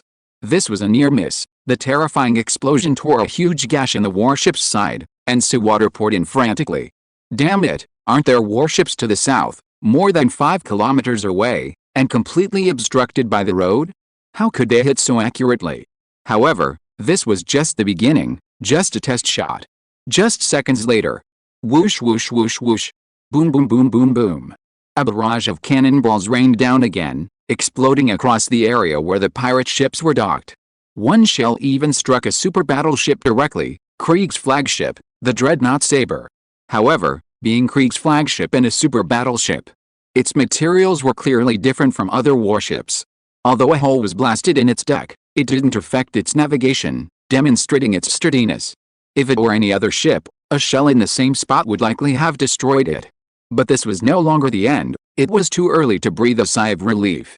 Just over 10 seconds later, another wave of shells swept in, blasting into the fleet and sinking 3 ships instantly. Multiple near misses also caused varying degrees of damage to several other warships. The third wave, the fourth wave, the fifth wave. It wasn't until 5 waves of bombardment ended that Krieg and the other pirates finally escaped to the shore and climbed onto several warships that were still in relatively good condition. Smoker and the others didn't continue the pursuit, but instead used Corona Type 18 to suppress them from about 300 meters away. After all, 300 meters was the limit. Getting any closer would be dangerous. If a shell missed even slightly, it wouldn't matter to him as a Logia-type user, but with a kill radius of tens of meters, it could easily wipe out the other Marines. You guys continue to use rifles to suppress them here. Try to slow down their departure speed. I'll take care of Krieg. Yes, Colonel. At the same time, 300 meters away on the dreadnought Sabre, Krieg on the deck was constantly urging them to set sail, praying that his luck would be better and that he wouldn't be hit by a shell before escaping. Admiral Krieg, a Marine is charging towards us. What? Pushing him aside and using the figurehead as cover, Krieg glanced towards the shore. Sure enough, a Marine was running towards them at high speed, already less than 100 meters away. And just then, whoosh whoosh whoosh whoosh, boom boom boom boom boom. Another wave of artillery fire came, and then, right in front of Krieg, a misfired shell, by sheer coincidence, struck Smoker directly and precisely, less than a meter away, instantly engulfing him in the explosion. Ho ha, is this guy an idiot? Seeing this, Krieg was stunned for a moment, then burst into loud laughter. If he remembered correctly, this guy was the officer of that group of Marines. I think he was a colonel, right? What a terrible death. Wouldn't it have been better to just stand there and watch? What was he thinking, charging towards them under the fire of his own navy? However, a low shout suddenly rang out from the smoke and dust of the explosion. Smoker's lower body transformed into smoke, while his upper body hurtled towards the dreadnought Sabre at incredible speed. In just over a second, he had covered a distance of 70 or 80 meters, landing on the deck of the dreadnought Sabre. Were you laughing happily just now? HMPH, so what if you're a devil fruit user? Look around, there are hundreds of us. Take him down. Although Krieg knew about devil fruits, the East Blue was relatively isolated, and he didn't even know what Logia-type devil fruits were. In his mind, at this close range, with about 300 pirates around, and at least 100 of them pointing guns at Smoker, even a devil fruit user would be forced to kneel. That was the power of weapons. Bang! Bang! Bang! Bang! Bang! After Krieg gave the order, at least 100 pirates opened fire. At such close range, even pirates with average shooting skills wouldn't miss. Hundreds of bullets instantly landed on Smoker. By all accounts, he should have been torn to shreds by hundreds of bullets. That's exactly what should have happened. However, despite being hit so precisely by hundreds of bullets, Smoker didn't bleed a single drop. Instead, the ship's hull behind him was riddled with splinters of wood. White Gale. With a low shout, Smoker transformed into smoke, frantically spraying it outwards, quickly filing the entire foredeck of the dreadnought Sabre, engulfing Krieg and the 100-plus pirates. Determined to ensure the mission's success, he didn't want to waste any more time. He unleashed this attack, Within this range, anyone who didn't escape in time would suffocate. Corona Island, 18th Branch Office Building, Leanne's office, ding. XXX killed captured 1 no bounty pirate. Host gains 100 merit points, ding. XXX killed captured 37 no bounty pirates. Host gains 3,700 merit points, ding. XXX killed captured 1 no bounty pirate. Host gains 100 merit points, ding. Smoker killed captured Admiral Krieg with a bounty of 17 million. Host gains 85,000 merit points, ding. Zorro killed captured Black Love Bardis with a bounty of 1.2 million. Host gains 6,000 merit points. Looking at the constant stream of notifications flashing through his mind, Leanne could basically understand the situation on Smoker's side. Looks like it's over. Wait. Is there something strange mixed in with these notifications? What the hell is Zorro? Inside the office, Leanne was completely bewildered.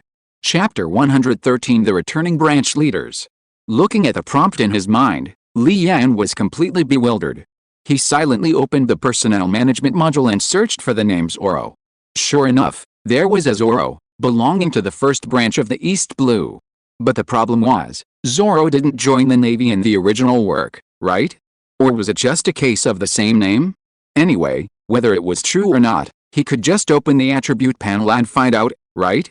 System, open the attribute panel for Zorro in the first branch of the East Blue, ding. Panel opened, please check. Zorro, age 17, birthplace, East Blue, Shimatsuki Village, affiliation, first branch of the East Blue, rank, none, applicable to the Navy's temporary conscription regulations, power level 138, talent, A rank swordsmanship talent, can be improved, S rank support talent, can be improved, swordsmanship level, LV 33, 15%, devil fruit, none, 3 types of haki, armament haki, unawakened, observation haki, unawakened, conqueror's haki, unawakened, skills, 1 sword style, 36 pleasures Phoenix LV, 25, 20%, 1 sword style, 360 pleasures Phoenix LV, 10, 55%, 2 sword style, double slash LV, 22, 70%, 2 sword style, 72 pleasures Phoenix LV, 18, 25%, 3 sword style, demon slash LV, 21, 45%, 3 sword style, tiger hunt LV, 18, 45%, 3 sword style ultimate technique, 3000 worlds LV, 8, 70%, exclusive trait, born with a terrible sense of direction LV, 99. Military merit points. 1.2 million, loyalty. 0, evaluation. This is a person whose talent is not outstanding, but who works exceptionally hard. Well, this really is Zorro himself. Although I read a lot of analyses in my previous life saying that Zorro's talent was the worst among the main characters, I didn't feel anything at the time. But now, seeing Zorro's true stats, Leanne realized that it was indeed true. Compared to the many S-rank or even SS rank promising talents in the other main characters' crew, Zorro's swordsmanship talent is only A rank. His LV 33 swordsmanship skill is merely at the level of a third-rate swordsman. After all, in the original work, Zorro won't join the main character's crew for another year and a half, and at that time he will only be a second-rate swordsman. It's not until after the final battle in Alabasta that he will begin to touch the realm of a swordsman master. Those who have read the original work know that Zorro is a training fanatic. While Luffy and the others are playing around, he insists on training alone. It's even mentioned in the original work that Zorro's daily schedule is from 4 to 7 a.m., and he only sleeps 3 hours a day. But even with such intense training, his swordsmanship level doesn't improve very quickly, which shows that those analyses saying Zorro's talent is poor are not without merit. As for that so-called support talent, it's been shown many times in the original work, especially when leaving Water 7. Zorro solemnly warned everyone that the captain's authority must be maintained. If the captain loses his authority, the crew will inevitably collapse. Piracy is not child's play. Crew members who cannot respect the captain's opinions in crucial moments are not worth having. To be honest, Zorro is actually the best first mate in the pirate world, in some ways. As for that blindingly bad LV, 99, a born directionally challenged guy, well, Leanne doesn't know what else to say but complain. This guy has absolutely no sense of direction. Sometimes even with someone leading him, he still goes the wrong way, often in the opposite direction. Regarding this, a certain branch leader of the first branch can certainly attest to this. However, the key question is how Zoro ended up under his command? Li Yan is still completely baffled. Even though the attribute panel states that he's subject to the Navy's temporary conscription regulations, he's still clueless.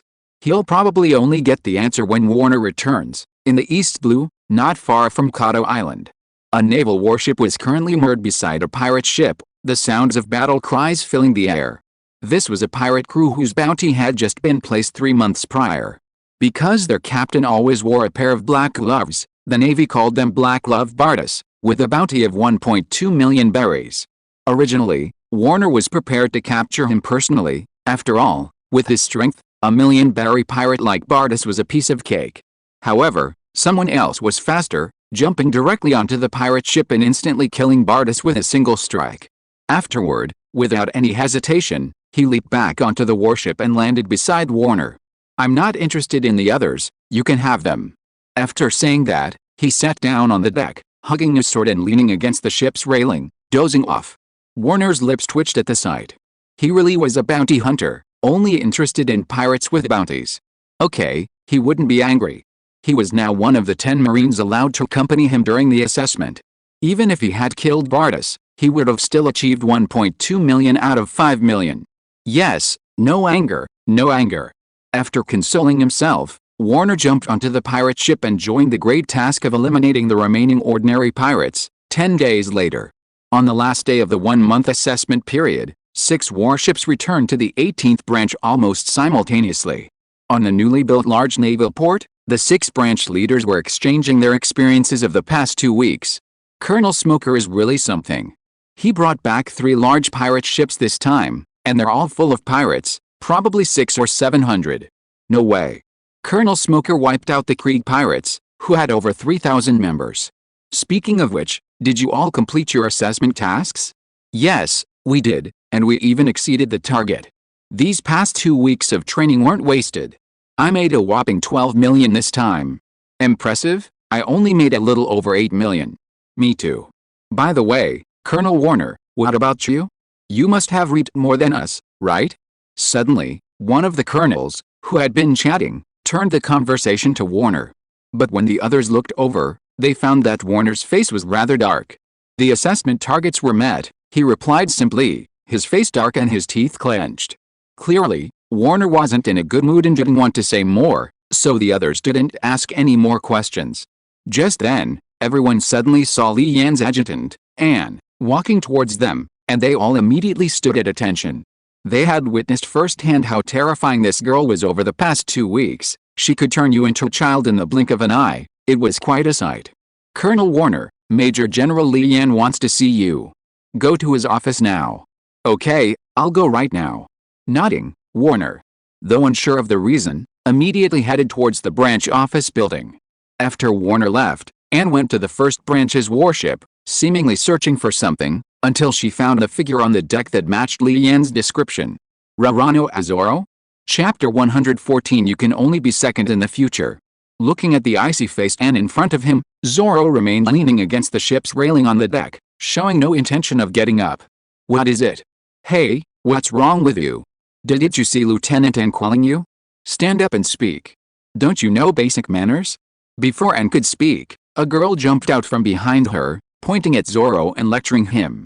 Originally, Zoro didn't want to pay attention, merely glancing at her, but that glance was like a thunderbolt exploding in his mind, leaving him stunned.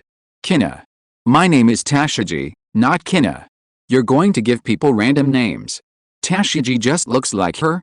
Shaking his head, Zoro naturally knew that the woman in front of him couldn't be Kina, but he was too shocked to have blurted it out. Now he had come to his senses. However, even knowing she wasn't Kina, they looked too alike. They were practically twins. "I'm telling you." "Alright, Tashiji." With a slash of her right hand, Anne stopped Tashiji from continuing. After all, she was there on a mission. They could argue all they wanted, but let her finish her mission first, right? "Rarano Azoro, Major General Li Yan asked me to tell you to go to the training ground to see him later." "Li Yan? Who's that?" "I don't know him. The Major General said that if you don't go, he'll tell you that you're not even a swordsman," So where do you get the confidence to challenge Hawkeye, the peak swordsman? What?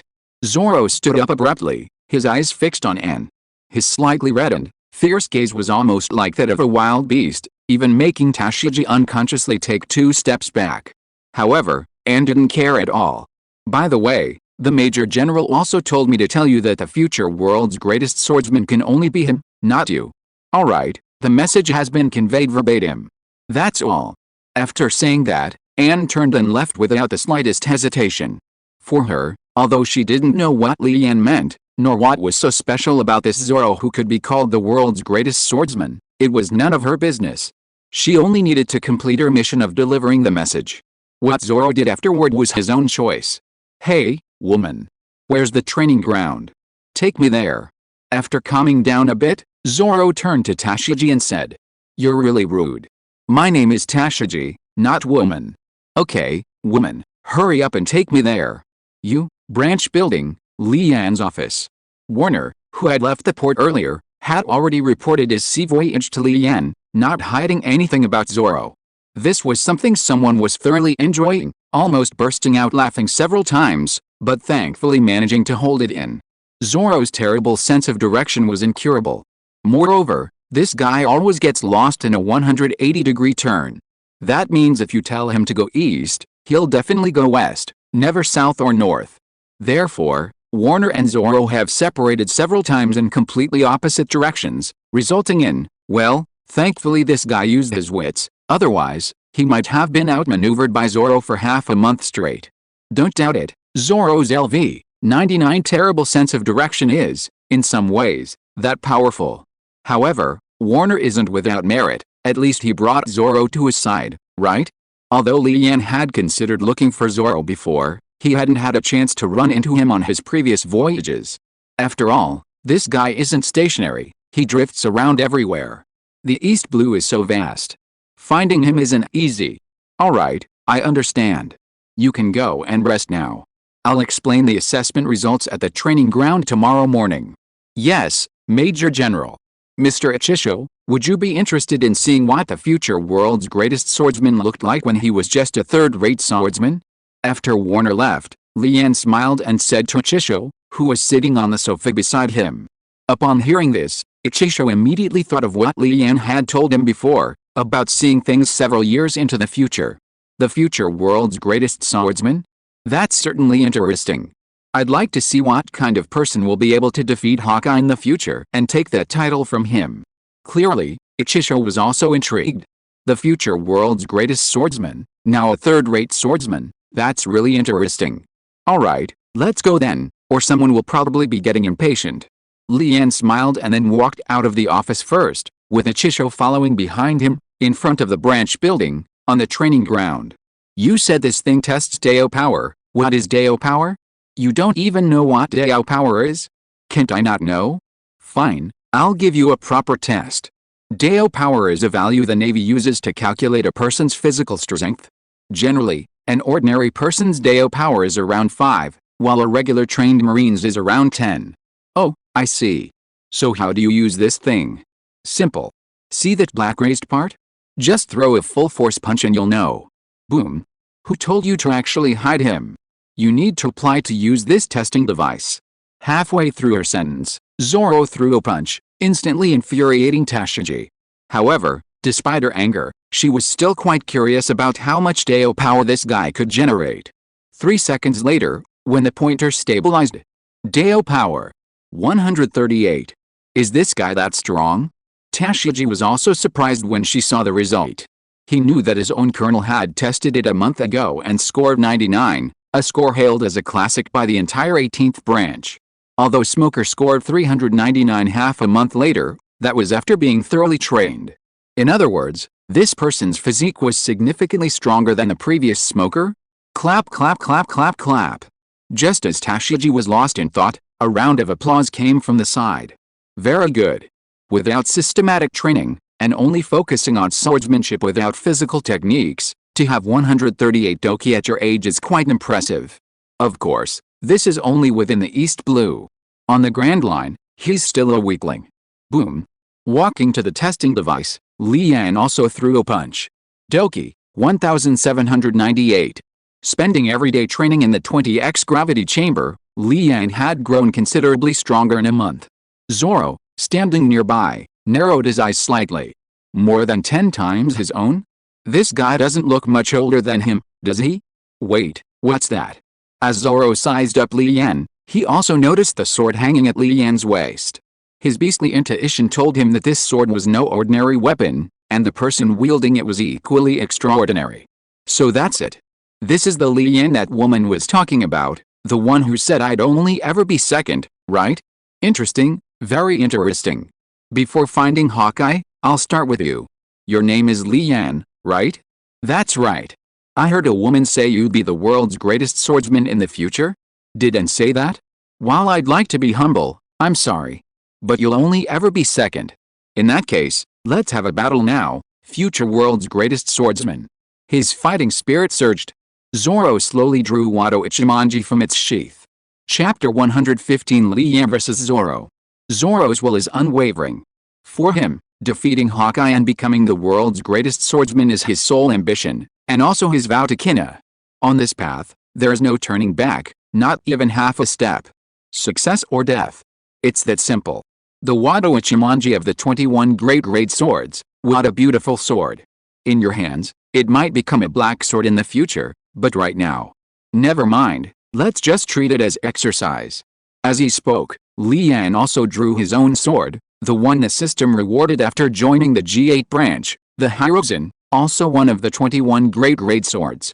This is a katana made of special materials, extremely lightweight, allowing for easier swinging, and very suitable for speed-type swordsmen. However, this weight was meaningless to Li Yan, whose physique had now reached nearly 1,800 points. The only reason he used Sun Chaser instead of Stormfang was simply that the sword looked cooler than Stormfang.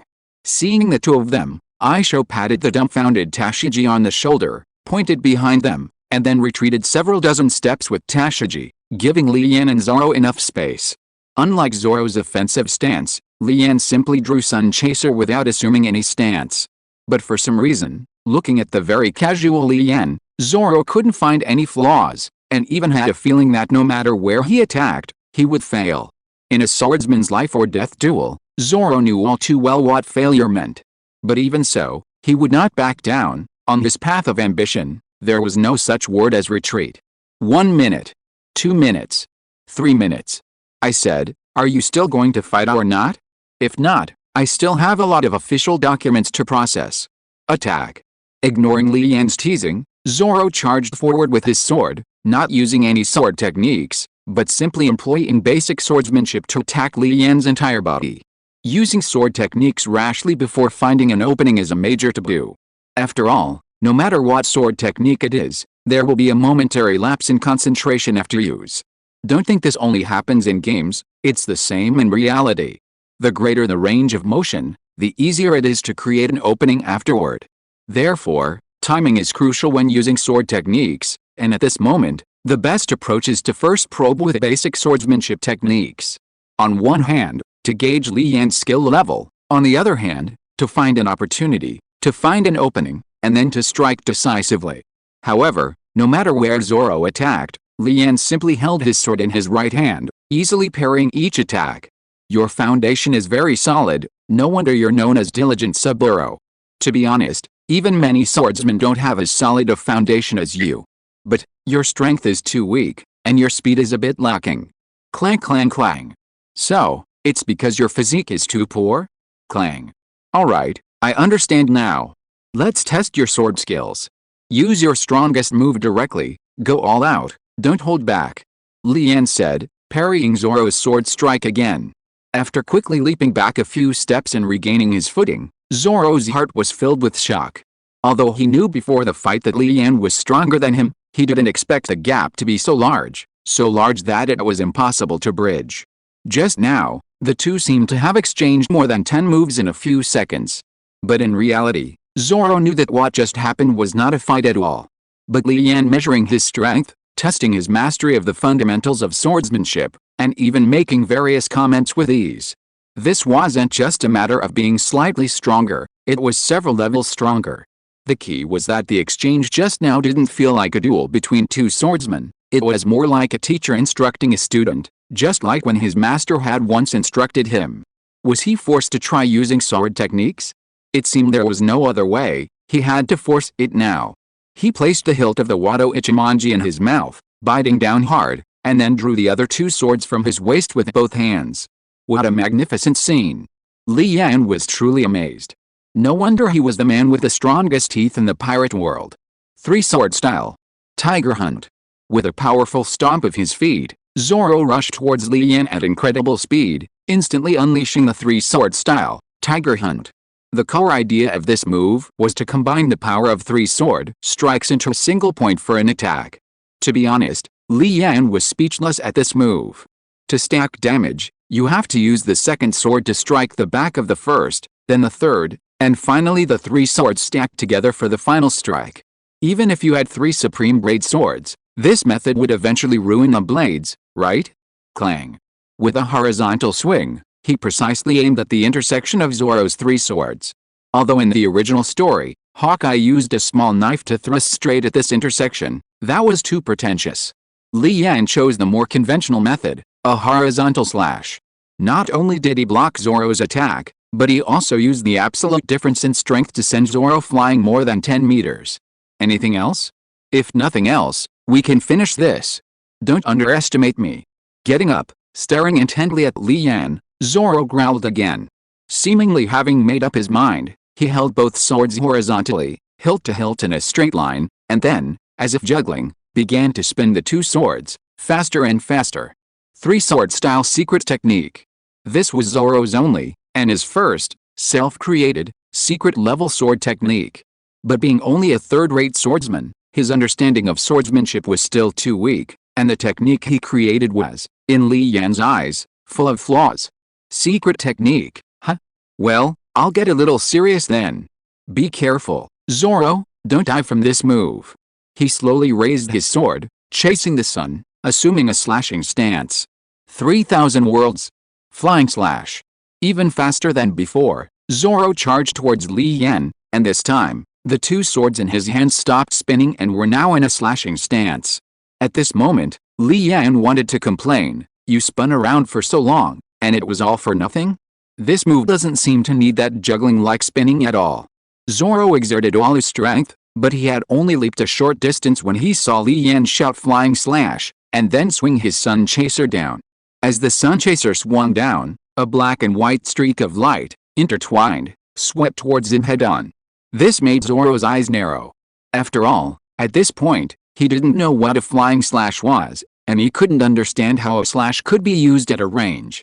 However, there was no time to think about it anymore. Once the attack started, it couldn't be stopped. The next moment, Zoro collided directly with Li Yan's flying slash.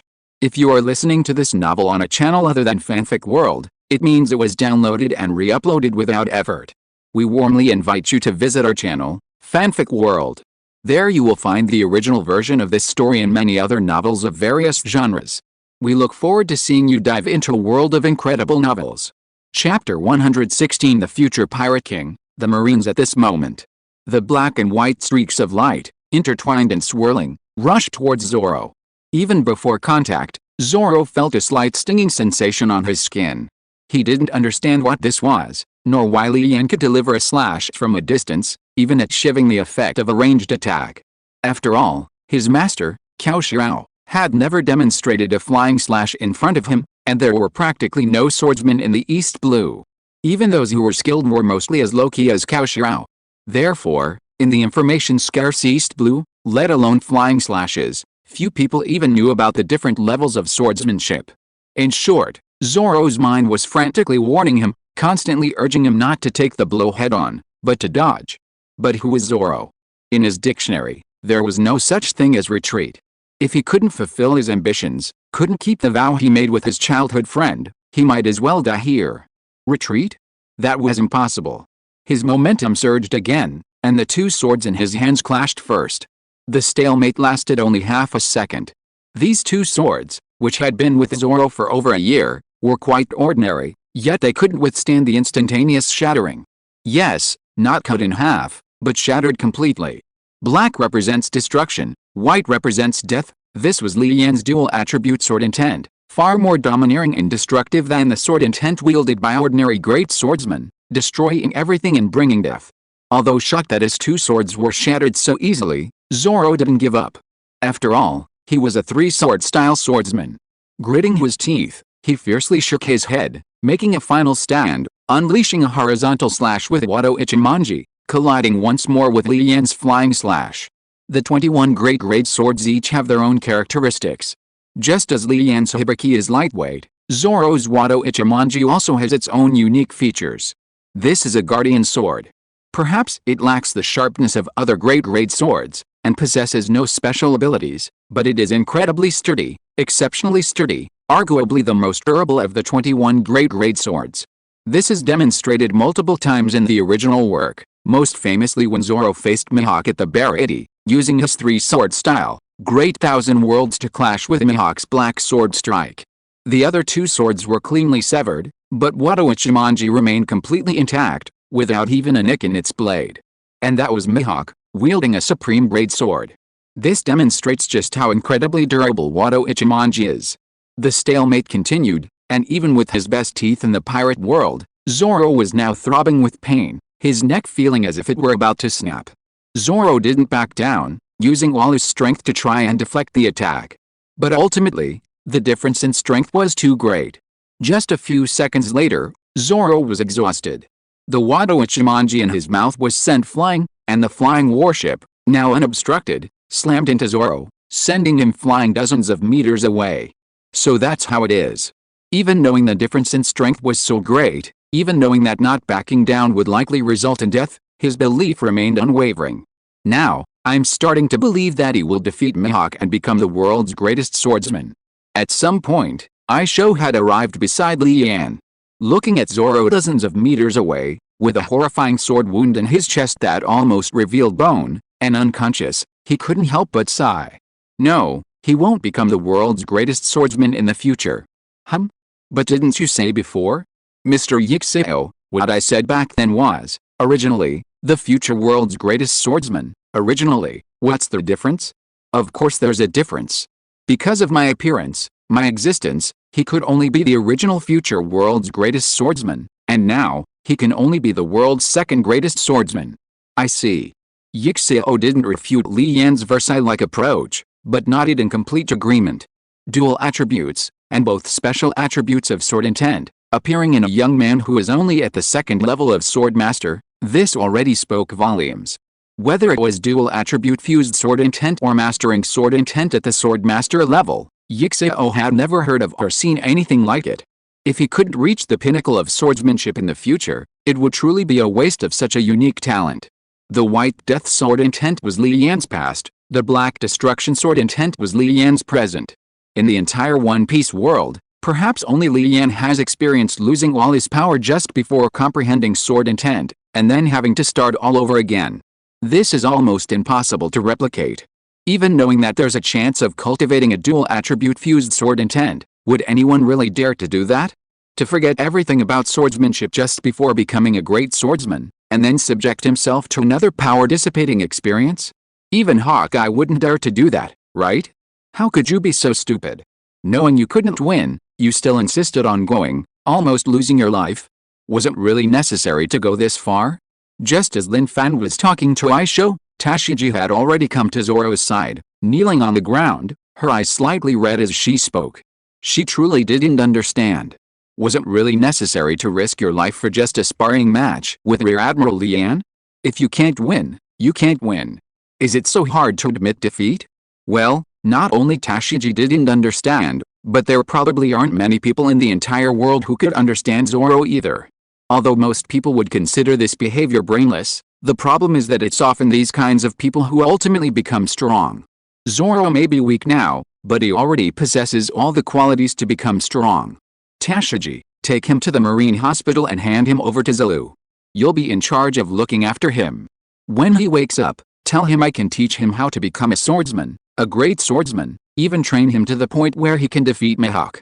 But if you want me to teach you, then join the Marines and become a Marine in one of the 18th branches. Looking at Zoro and Tashigi dozens of meters away, Li Yan shouted. Yes, Rear Admiral. After saluting, Tashigi immediately called over several Marines nearby to help lift Zoro and head towards the Marine hospital. It seems this future world's #1, no, the world's second greatest swordsman, can no longer escape your grasp, can he? Beside Li Yan, Aisho said with a knowing smile. But I'm a little curious now. Since you even know about this future world's greatest swordsman, do you also know about other future powerhouses? And how many of them have you already plundered from your branch? Mr. Aisho, what if I told you that the pirate king of years to come is currently serving under me? What? Aisho, who had only asked the question casually out of sudden interest, hadn't expected Li Yan to give such an answer. The future pirate king, now, a marine under your command? Chapter 117 is good, reduces sentence by 100 years.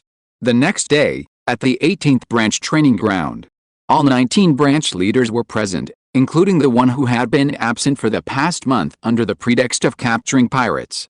Not only them, but also the Marines from the 18th branch had formed a circle around, seemingly there to watch the spectacle or do something else. Since Li Yan didn't disperse them, the branch leaders naturally didn't say anything. You're all here today, quite a surprise. I thought the 5 of you wouldn't show up again. Li Yan said with a playful expression, glancing down at the 5 men below. What are you saying, Rear Admiral?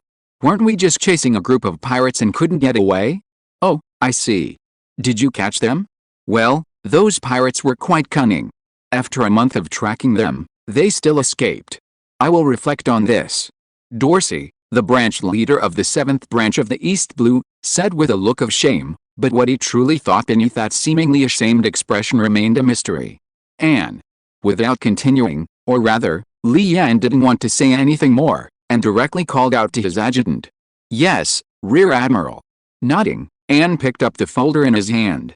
2nd branch, Branch Chief Howie.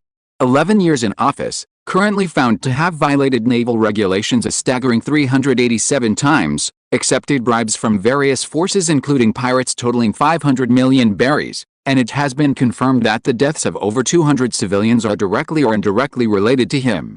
Howie is removed from his position as branch chief of the East Blue's 2nd branch, all his assets are confiscated, and he is immediately sent to a Haitian prison to serve a sentence of 1,380 years. This wasn't a sentence Li Yan decided on a whim, but rather a sentence determined based on every verifiable piece of evidence. After all, this matter would get him imprisoned for 3 years, that matter for 5 years, and the things that were uncovered in the past 11 years added up to a total of over 1,000 years. I'm not convinced. What do you have to be dissatisfied with? Li Yan asked Howie with a playful expression. Right, it was all ordered by Rear Admiral Seymour of Headquarters. Yes, I was just following orders. Oh, Rear Admiral Seymour of Headquarters, Anne, write that down. I'll talk to Fleet Admiral Sengoku about this Rear Admiral Seymour later. As for Howie's confession, very good, worthy of encouragement. Reduce his sentence by 100 years. Yes, Rear Admiral. On the side, whether it was the Marines or the branch leaders, their expressions were also strange after hearing Li Yan's words. 100-year reduction in sentence? Is there any difference between 1,280 years and 1,380 years? However, despite the complaints, many branch leaders were also pondering a question. If getting one person off his list gets a 100-year reduction in sentence, does that mean if I get more people off my list, I can get even more reductions, maybe even? Immediately, several branch leaders started calculating in their minds how many people they could implicate and how many years of sentence reduction they could get. What are you all standing there for? Take him away. After I'm done here, I'll send him and the others to the underwater prison. Yes, Rear Admiral. The Marines who the branch leaders had initially thought were just there to watch the show immediately formed a group and headed towards Howie. Howie, of course, would just sit there and wait to be killed.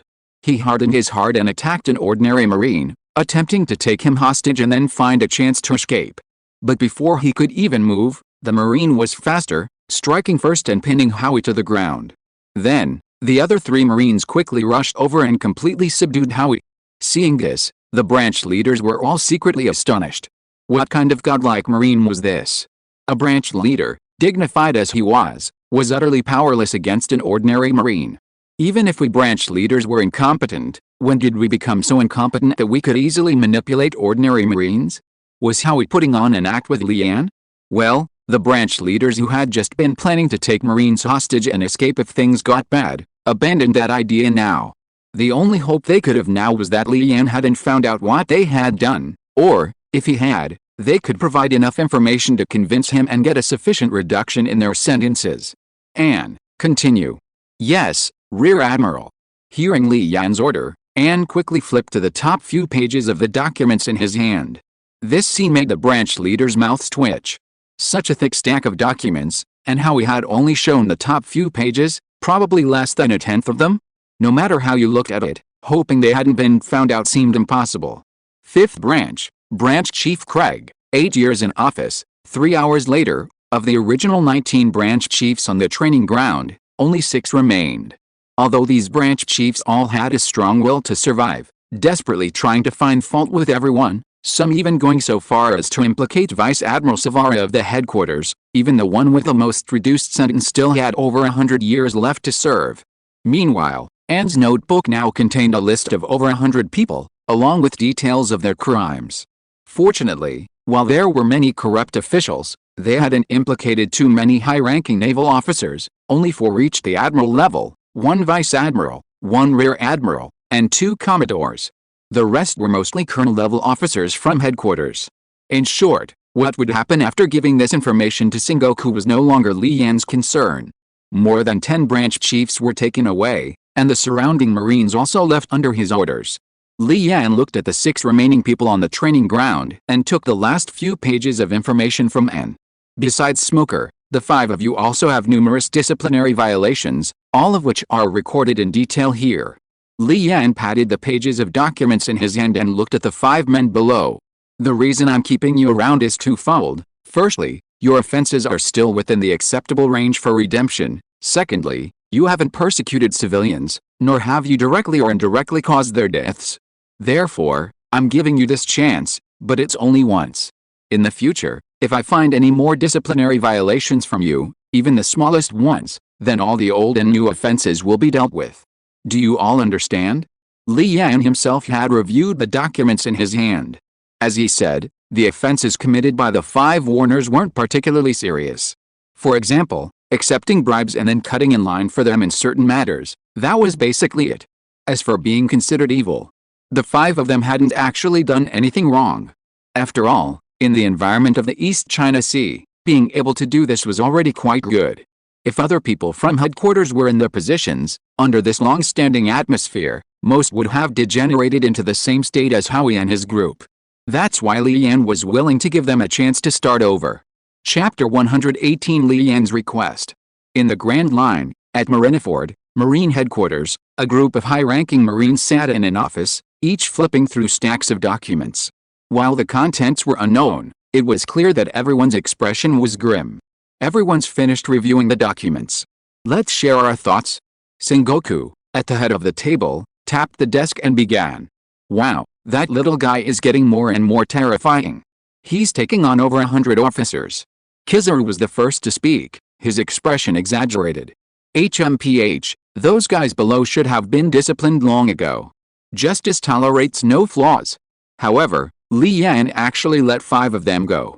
Even if their mistakes weren't big, they were still mistakes. Anyone who tarnishes justice deserves to die. There's no room for leniency. Unlike Kizaru, Akenyu showed no concern for the over 100 officers from headquarters and the dozen or so branch leaders from the East Blue. In his view, the world only had black and white. Gray didn't exist.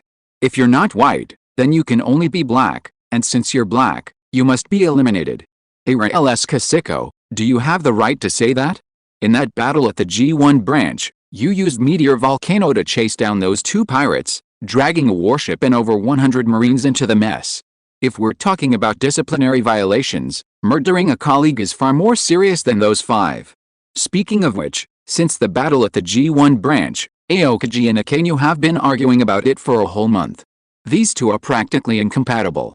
HMPH, for justice, sometimes necessary sacrifices are required. Kuzan, your womanly compassion will only kill more people in the future. Hearing Aokiji bring this up again, Akenyu felt a surge of anger. Those were ruthless pirates. Every year, hundreds, if not thousands, of people died at their hands. And in that situation, if he hadn't intervened, they might have escaped. Missing this opportunity would make capturing them again incredibly difficult, and countless more would die at their hands. Therefore, Akainu acted decisively. In his logic, sacrificing dozens or even hundreds of Marines could save countless civilians in the future, right? Besides, isn't the Navy supposed to be fighting for justice and protecting civilians? In this way, these Marines' deaths would be worthwhile. It's similar to what happened at O'Hara. Why did Akainu attack the refugee ship? A closer analysis reveals that if the ship were allowed to leave, who knows if there were people inside possessing certain information? Could Mary Gees truly be at ease? To maintain the Celestial Dragon's rule, the 5 elders wouldn't be at peace as long as even one person on board survived. Ultimately, wouldn't the CP organization and even the Navy hunt them down worldwide? And how many more people would have to die after that? 10 times, 100 times, or even more? Just like how many innocent pregnant women died in the attempt to kill Roger's wife? So, Akainu acted, blowing up the entire evacuation ship in front of everyone. However, Akainu never explained these things, nor did he need Aokiji to understand him. To him, Aokiji was just a soft-hearted person who would never amount to anything. Enough. Did I call you here just to have you argue? Sengoku slammed his hand on the table and shouted. It was always the same, no matter what they were discussing, these two would always find something to mock each other. And then they would quickly start arguing. Churu, has the intelligence department released the results of their verification of these documents? Looking at the 3 admirals' expressions, Sengoku felt that calling them here to discuss the matter was a huge mistake, so he ignored them and asked Churu directly. After all, 3 days ago, after Li Yan sent this document over, he immediately gave it to Churu for intelligence verification. Over 90% can be confirmed. The remaining cases, due to the longer time elapsed, will require more time to investigate thoroughly. Alright, those confirmed will be arrested immediately and interrogated by the intelligence department to try and uncover more people. Since we're going to crack down, let's do it thoroughly. As for the rest, arrest them one by one. Good. Okay, that's settled then. The next step is personnel replenishment in the East China Sea. Nodding, Sengoku continued, currently, of the 20 branches in the East China Sea, 13 of the 18 branch leaders, excluding Li Yan and Smoker, have been dismissed. We urgently need a large number of colonel-level officers to fill the vacancies. According to Li Yan's plan, we're preparing to recruit 13 major-level officers from headquarters to take up these positions. Hearing this, no one felt anything was amiss. After all, branch-based leaders are usually colonels, but this rank is often questionable. Based on past experience, when a major from headquarters is confirmed to be appointed as a base leader in the 4 Seas branch, he is usually promoted 2 ranks. This is why people often say that the naval ranks in the 4 Seas branch are reduced by 2 ranks. Therefore, Li Yan's desire to transfer a group of majors from headquarters to fill the gaps was perfectly fine. However, Sengoku's next sentence caused their expressions to change. According to Li Yan, he hopes that these Marines will all come from the Navy's elite training camp, have served for no more than 5 years, and not belong to any faction. When he said this, Sengoku deliberately emphasized the word faction. This caused everyone else's expressions to change as well. Although the struggle between the Doves and Hawks within the Navy was no secret, no one had ever brought it up directly, let alone specifically said that they didn't want anyone from either faction. What was he trying to do? Was he trying to create a third faction within the Navy? And why was it specifically stated that they had to be from the elite training camp? Involuntarily, everyone in the meeting room turned to look at Zephyr. Zephyr was feeling incredibly bitter. Although he was moving further and further away from the Doves, he hadn't moved closer to the Hawks either, and he originally planned to maintain neutrality until his retirement. But Li Yan dragged himself into this mess. Why are you all looking at me? It's perfectly normal for them to want soldiers from the elite training camp, isn't it? After all, only the strongest Marines come from here. Didn't you 3 all come from here? That seems to make sense. Currently, a full 80% of general-level officers do come from the elite training camp, so wanting people from the elite training camp doesn't seem wrong, right? Am I overthinking it? Wait, I've been led astray. The key is that he specifically requested people who don't belong to any faction, not that they're from the elite training camp. By the way, to add something, Li Yan's request. The 5 elders have already agreed. Just as the group was internally complaining, Sengoku spoke up again. Chapter 119. That's not a natural island. Neither doves nor hawks are welcome. What is Li Yan trying to do? Is he planning to create a third faction within the Navy? No wonder the 5 elders agreed to this seemingly unreasonable request. After all, for Mary Jia's, the Navy is just one of the many banners it holds for world domination. To better control this banner, the Navy cannot be dominated by a single faction. Ideally, a three-way balance of power is needed. Only in this way can the Navy be ensured to remain merely a tool in their hands. Take the position of Fleet Admiral, for example. Unless there are special circumstances, Mary Jia's will never allow either doves or hawks to serve consecutive terms within the same faction. Look at the 3 fleet admirals mentioned in the original work: Kong the hawk, Sengoku the dove, and Akainu the hawk. Following this pattern, the next fleet admiral will inevitably fall back to a dove. Therefore, for any ruler, the forces under their command must never be consolidated into one entity, but rather divided into 2 or even 3 forces that can check and balance each other. The art of balancing is always the best weapon for maintaining rule, and Mary Jia's has mastered this skillfully for the past 800 years. Of course, Sengoku didn't want a third faction to emerge, and neither did the other high-ranking naval officers. But the 5 elders had given the order, and even unwillingly, Sengoku had no choice but to obey. 20 years as fleet admiral had worn down his former sharpness. He had become a dutiful dog, obeying even the most unreasonable orders from the 5 elders. There's a detail in the original work. When Sengoku was still an admiral, the plaque in his office read Rule of Justice. But after he became fleet admiral, at some point, that plaque was replaced with Absolute Justice. Of course, this absolute is different from Akainu's, but regardless, Sengoku had gradually become a competent pawn. This also reveals the dramatic shift in values during the Warring States period over the past 20 years, as Li Yan himself stated. The definition of justice is guided by values, not by generations of inheritance. This explains why Li Yan defines justice as the common people, a value system born from a complete education in his previous life. Guided by these values, Li Yan's unique view of justice was born. Therefore, Li Yan and Mary Jia's are inherently incompatible. This clash of values is irreconcilable. However, Li Yan doesn't currently promote his values widely. In fact, he even commissioned a plaque inscribed with the words Absolute Justice, which he hung in his office to mislead those in Mary Jia's. This kind of form of justice is most easily manipulated by the Mary Jia's clique. But what no one knows is that this plaque has 2 layers. One day, when Li Yan possesses sufficient power, he will tear off the outer layer of disguise and reveal his true view of justice to the world. In short, after Sengoku announced that the 5 elders had agreed, everyone fell silent. Even Akainu only looked grim without uttering a word of objection.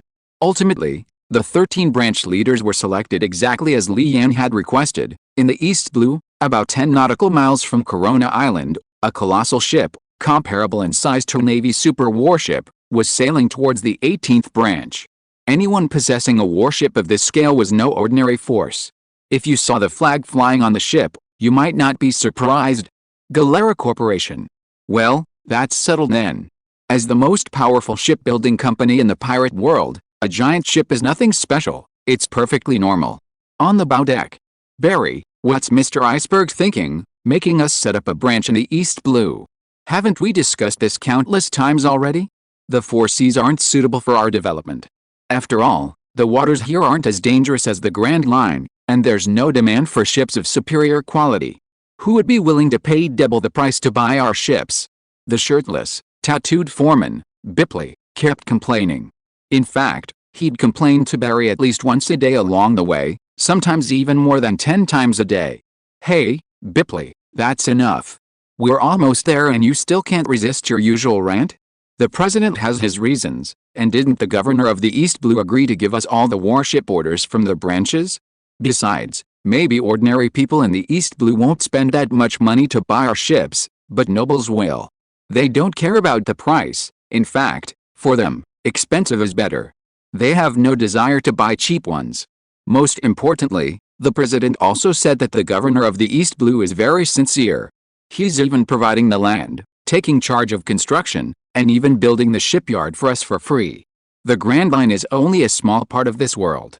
If the Carrera Company wants to develop, it will eventually expand to the 4 seas. After all, The four seas are the most populous places in this world, aren't they? Barry, with a cigar in his mouth, looked at Bipley with a headache and had to explain again. As the vice president, he naturally had to maintain SBAG's prestige, even though he also thought the matter was unreliable. He still had to find some reasons to appease his subordinates. TCH, their East China Sea Navy? A bunch of amateurs, can they build a decent shipyard? They'll just have to tear it down and rebuild it anyway. Hearing Barry's words, Bipley remained unmoved, instead revealing a hint of disdain. Who were they? They were the world's finest shipbuilders, and Karika was a shipbuilder's holy grail. What skills could these East China Sea bumpkins possibly have? Their shipyard was probably worse than even those of third-rate shipbuilding companies. Just as Bipley was making these remarks, a shout came from beside him. Look over there. What's that? Following the direction the shouter pointed, Bipley looked over. It was an island. No, to be precise, it was a secondary island connected to a main island. Even though it was still 10 nautical miles away and he couldn't see too clearly, what he could see at that moment already greatly shocked Bipley. On that island, there were many docks of all sizes, and everywhere there were enormous pieces of equipment he had never seen before. In the center of the island stood a towering, enormous office building. Could this be the shipyard built by the 18th branch? A gigantic shipyard occupying an entire island? Looking at the breathtaking scene before him, Bipley couldn't help but ask Barry. However, the next moment, Barry uttered something even more shocking. Don't you think? This isn't a naturally formed island? Chapter 120. Barry can't be this cute. That's not a naturally formed island. These words exploded in Bipley's mind like a thunderbolt. Barry, what do you mean? Literally. I researched Corona Island before coming here and even saw pictures of it, so I'm certain there's no secondary island next to Corona. Hearing this, Bipley's eyes widened. He didn't doubt Barry's words. If it was just textual information, it might be a mistake, but the pictures. But if it's a natural island, then what is it? I don't know. Maybe they used some kind of devil fruit ability to transport islands from other places, or maybe it was artificially constructed? The former is possible, the latter is impossible. Bipley said confidently, pursing his lips. Although it was just a small island, the idea of it being artificially constructed was too far-fetched. Alright, there's no point in guessing now. We'll just have to get to the 18th branch and ask the East China Sea governor, then we'll know the answer. That's right. Half an hour later, Barry and the others finally arrived at the 18th branch. The branch's naval port was no longer the small and rudimentary one it used to be. Accommodating such a large, oversized ship was no problem at all. Hello, I'm An, Major General Li Yan's adjutant. The Major General is waiting in his office. Please follow me. Anne immediately went to greet Barry and Bipley as they disembarked. However, you, what's wrong with me? Looking at Barry pointing at her with an exaggerated expression, Anne was very confused. What's wrong with you, woman? So shameless. Me, shameless? Pointing at herself, Anne was completely dumbfounded. Isn't that right? Look at what you're wearing on your lower half. Caliph is already short enough, and you're even shorter than her. Isn't that shameless? Hey, what are you doing? Don't come near me, you shameless woman. Don't touch me. Stop. Despite his words, Barry did resist fiercely and earnestly, but the difference in strength was too great. Anne easily placed her hand on his keyboard. Thump. The moment Anne touched Barry, the devil fruit's power activated. In just a moment, the cigar in Barry's mouth fell from the air, and when everyone looked at Barry again, he was gone, leaving only his clothes on the ground. Where did you take Barry? Seeing this, Bipley was anxious.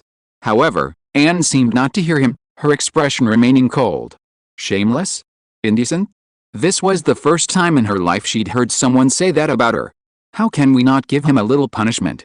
Just as Bipley saw that Anne was silent and was about to speak again, Barry's clothes, which had fallen to the ground, suddenly moved, and a small hand emerged from under the clothes.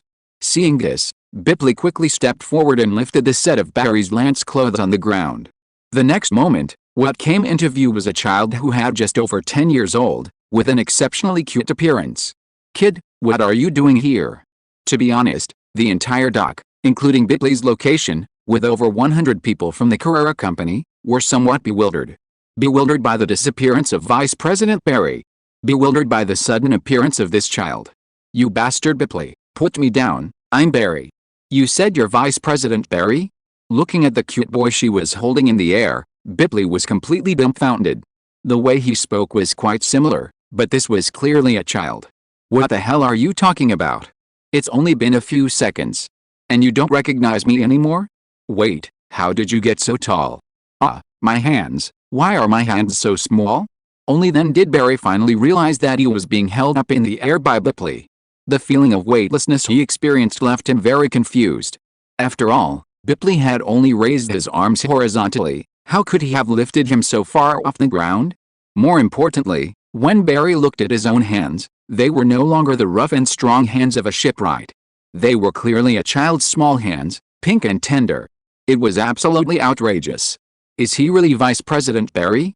Like a robot, Billy turned her neck, one click at a time, and asked Anne, whose face was still cold, her voice even trembling slightly. This guy's mouth is too foul. I'm giving him a little punishment. Is there a problem? Of course there's a problem, a huge problem. Alright, it seems you have a problem, then so be it. Just as Anne was about to give Bipley the same treatment, the next moment, Bipley's words made Anne stumble and almost fall to the ground. Tell me quickly, what exactly did you take Vice President Barry with you? Trying to fool us with a kid? Do you think we're that easy to fool? And even if you want to fool us, please find someone more convincing. After all, how could Vice President Barry be so cute? At the port, apart from the people from Carrera Company, everyone else, whether they were Marines from the 18th branch or workers from Roland Company who happened to be there, were all shocked. If it weren't for the limitations of human physiology, their jaws would probably have dropped to the ground. But looking at the people from Carrera Company, they all nodded in agreement, not finding anything wrong with what their foreman Bipley said. Good heavens, this is just awful. These people from Carrera are inhuman. Bipley, what are you saying, you bastard? Alright, kid, stop acting. We've seen through you. Tell us, where did you and that female Marine hide our Vice President? Bipley. A full half-hour later, Anne finally brought Barry and Bipley to Li Yan's office. Major Admiral, this is Barry, the Vice President of Carrera, and Bipley, the foreman of the first dock. After Anne's introduction, Li Yan was somewhat bewildered. He remembered Bipley, the foreman of the first dock, the shirtless guy in front of him wearing sunglasses. But where was Barry?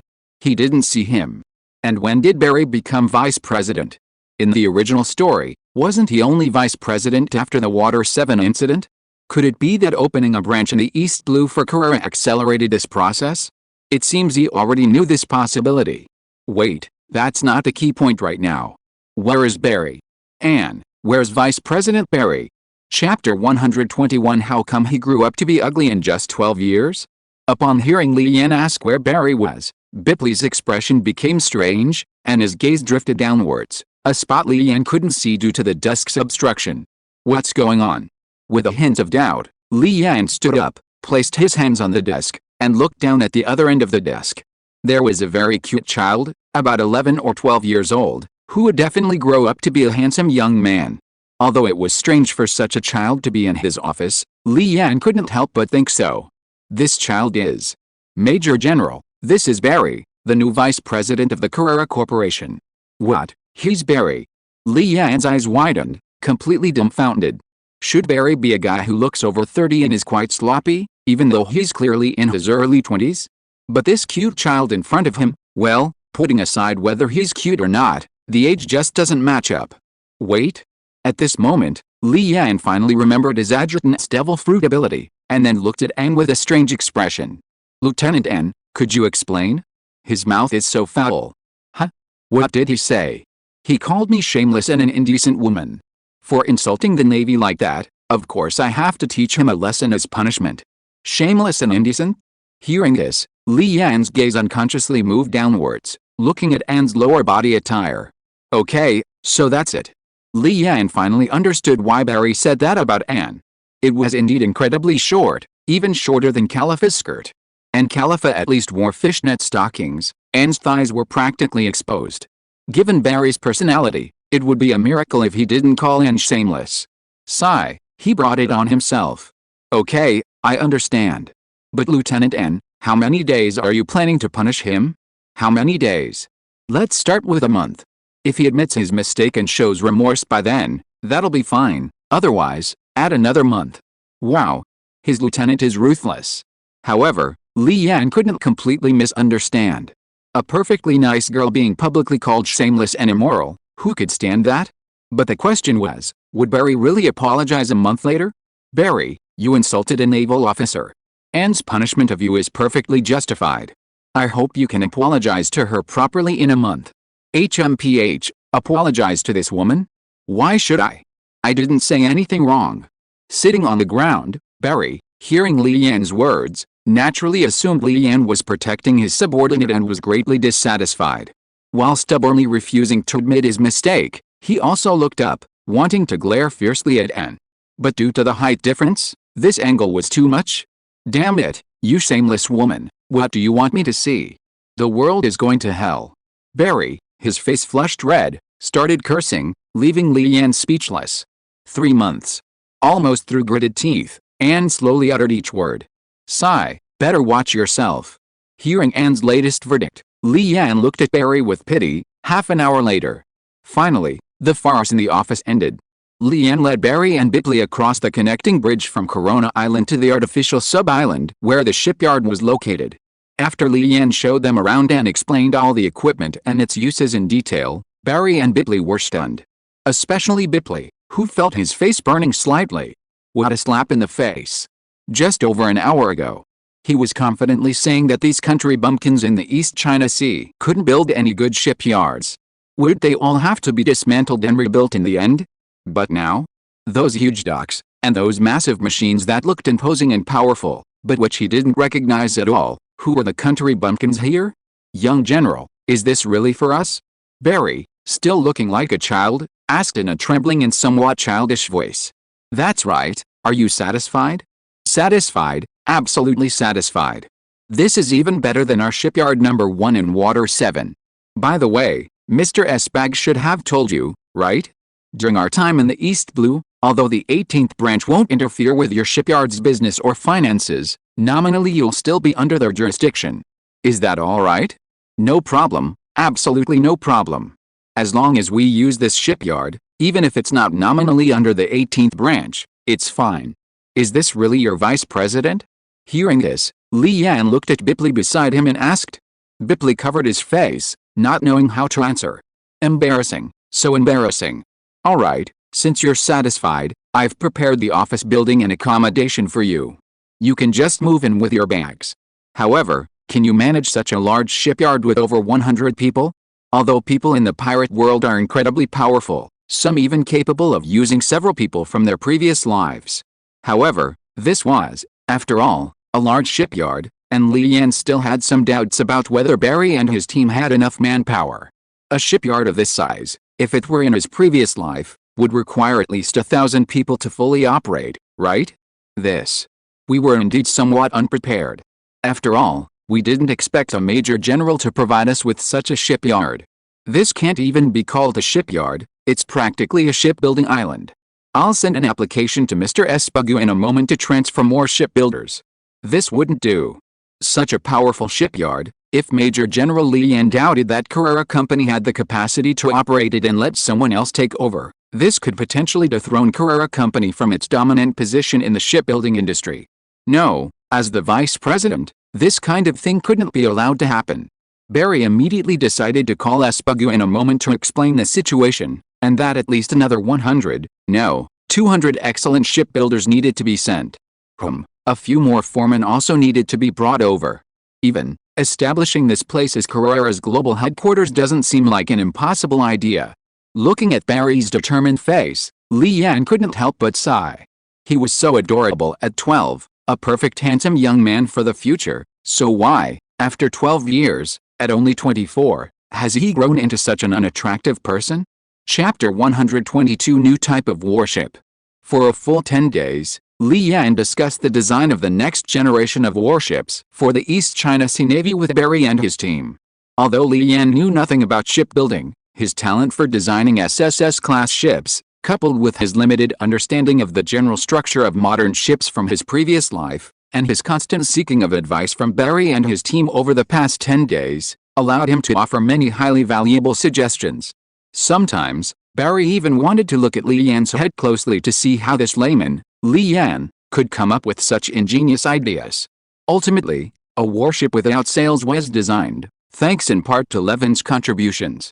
Based on the steam technology information Li Yan had previously provided, Levin and his team had made rapid progress in this area, even designing the first generation of steam propulsion systems usable on ships. Although the design parameters allowed a large warship to reach a speed of 12 knots, the actual speed could only be determined after the warship was built and tested. 7 days. We can build this warship in 7 days at most. In a conference room in the office building of the East Blue branch of the Carrera Corporation, Barry slammed his hand on a thick stack of blueprints and said with great confidence. However, when this confidence came from a cute 12-year-old boy, it always seemed a little comical. To be honest, the shipbuilding speed in this world is simply outrageous. A large warship, with only a little over 100 shipwrights, and no advanced automated equipment, is mostly built by hand. Yet it can be completed in just 7 days. But thinking about the original story, Luffy's medium-sized ship was completed in 3 days by just Aspu and Frankie, and it was even fully furnished and ready to move in. Compared to that, Barry and his 100-plus workers taking 7 days is completely insignificant. However, Rear Admiral, everything else about this warship is fine, but it still can't withstand the kind of naval gun you mentioned. Even with the latest improved model in the lab, which Minister Levin mentioned, reducing recoil by 20%, it still can't withstand it. Just 10 or so shots, and even this new warship will fall apart. Suddenly remembering something, Barry looked at Li Yan and said. After all, Li Yan had taken Barry to the warship used to test the naval gun before. Although the gun had been removed, the marks left on the deck after firing were still there. As one of the world's best shipwrights, Barry could naturally judge from these marks how terrifying the recoil of that naval gun was. I've thought of a temporary solution to this problem. What method did the Rear Admiral come up with? Hearing Li Yan say this, Barry immediately became interested. After all, Li Yan had given several brilliant suggestions in the past 10 days. However, this time he was destined to be disappointed. It's simple. If the technology isn't enough, then use better materials. Since we can't solve this problem technically for the time being, why not use better materials to build the warships? Would that solve everything? Inside the meeting room, Barry and Bitley looked at each other, speechless. While this was true, the problem was, General, the timber currently being used in the plan is already the best we can buy. And we've calculated that even this kind of timber would cost 100 million berries to build a new warship. And that's only because our Carrera company has channels to buy it cheaply. You want even better? General, you don't mean to use adamantite to build the warships, do you? Haha. Barry laughed first. But Li Yan's next words made his eyes widen. That's right, it's atom wood. I've secretly purchased a batch, enough for you to build 5 warships. It's currently piled up in the number 3 large warehouse of the 18th branch. Go and bring it back later. Major Admiral, are you serious? You really got that much atom wood? Do I look like I'm joking? And let me clarify, when I said enough to build 5, I didn't mean just for important parts like the keel, but enough for your entire ship to use atom wood to build 5 new warships. What? Are you kidding us? It's true that many people in this world use atom wood to build ships, like those great pirates, wealthy nobles, and even celestial dragons. But even they only use atom wood in important parts, like the keel, the foreboard, and the rudder. Do you know how much it would cost to use atom wood for the entire ship? Even the celestial dragons wouldn't dare to do that. Anyway, you'll find out soon enough when you go to the number 3 large warehouse. Li Yan said irritably, looking at Barry and Bitley's suspicious eyes. Indeed, atom wood is expensive, and more importantly, it's extremely rare, basically a commodity with a price but no market. But Li Yan has a system, he can buy materials from the system. Although it's expensive, each warship requires 100,000 merit points if the system provides atom wood. 5 warships would require 500,000 merit points, but Li Yan can still afford that. Once the new warships are built, equipped with new cannons, and with several hundred crew members carrying the Corona Type 18 and the sniper version of the Corona Type 18 that Levin is about to finalize, he can take a trip around the Grand Line. At that point, not only will he not have 500,000 merit points, but he could easily earn back 5 million. Too lazy to explain further to Barry and the others, he left the meeting room after saying this, leaving them speechless. Bipley, is Major General Li Yan serious? Could I have been tricked? That's true, after all, he's not in our line of work. If someone tries to fool us with similar looking wood, it's quite possible. Exactly, I think so too. Anyway, let's go check out warehouse number 3 on the main island now. Okay, but remember, even if we find out a Major General has been tricked, we need to be tactful. You don't need to tell me that. The two whispered amongst themselves as they left the conference room. You two idiots, don't get scared later. Levin, who had overheard their whispered conversation, twitched at the end and muttered to himself, looking in the direction they left. Others might not know how capable Li Yan was, but he knew. All the materials their lab needed, even the rarest ones, were always readily available. Adam's wood was nothing compared to what Li Yan had brought to the lab. He'd even brought more rarer things before. If you are listening to this novel on a channel other than Fanfic World, it means it was downloaded and re-uploaded without effort. We warmly invite you to visit our channel, Fanfic World. There you will find the original version of this story and many other novels of various genres. We look forward to seeing you dive into a world of incredible novels. Chapter 123. He clearly had no affair with anyone. 7 days passed in the blink of an eye. Today was the day the new warship was launched, and all the major officers of the 18th branch, from the rank of major to above, arrived at the shipbuilding island, in a large, enclosed dry dock where the new warship was located. Although it didn't yet reach the level of warships of later generations, it was still much longer and more slender compared to current standard warships. Of course, it was still a wooden warship. At its bow and stern, there was a twin-mounted 280mm rifled cannon, while on each side were 4 twin-mounted 127mm secondary guns.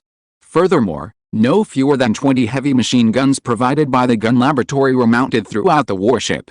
By all accounts, this was a warship armed to the teeth, and in this era, it could absolutely be called a maritime killing machine. Tisk tisk. If these weapons weren't made of atom wood, 90% of the ship would have been destroyed in just 3 volleys. Who says otherwise? Compared to the Navy's old warships, 1 against 10 wouldn't be a problem, right? Who are you looking down on?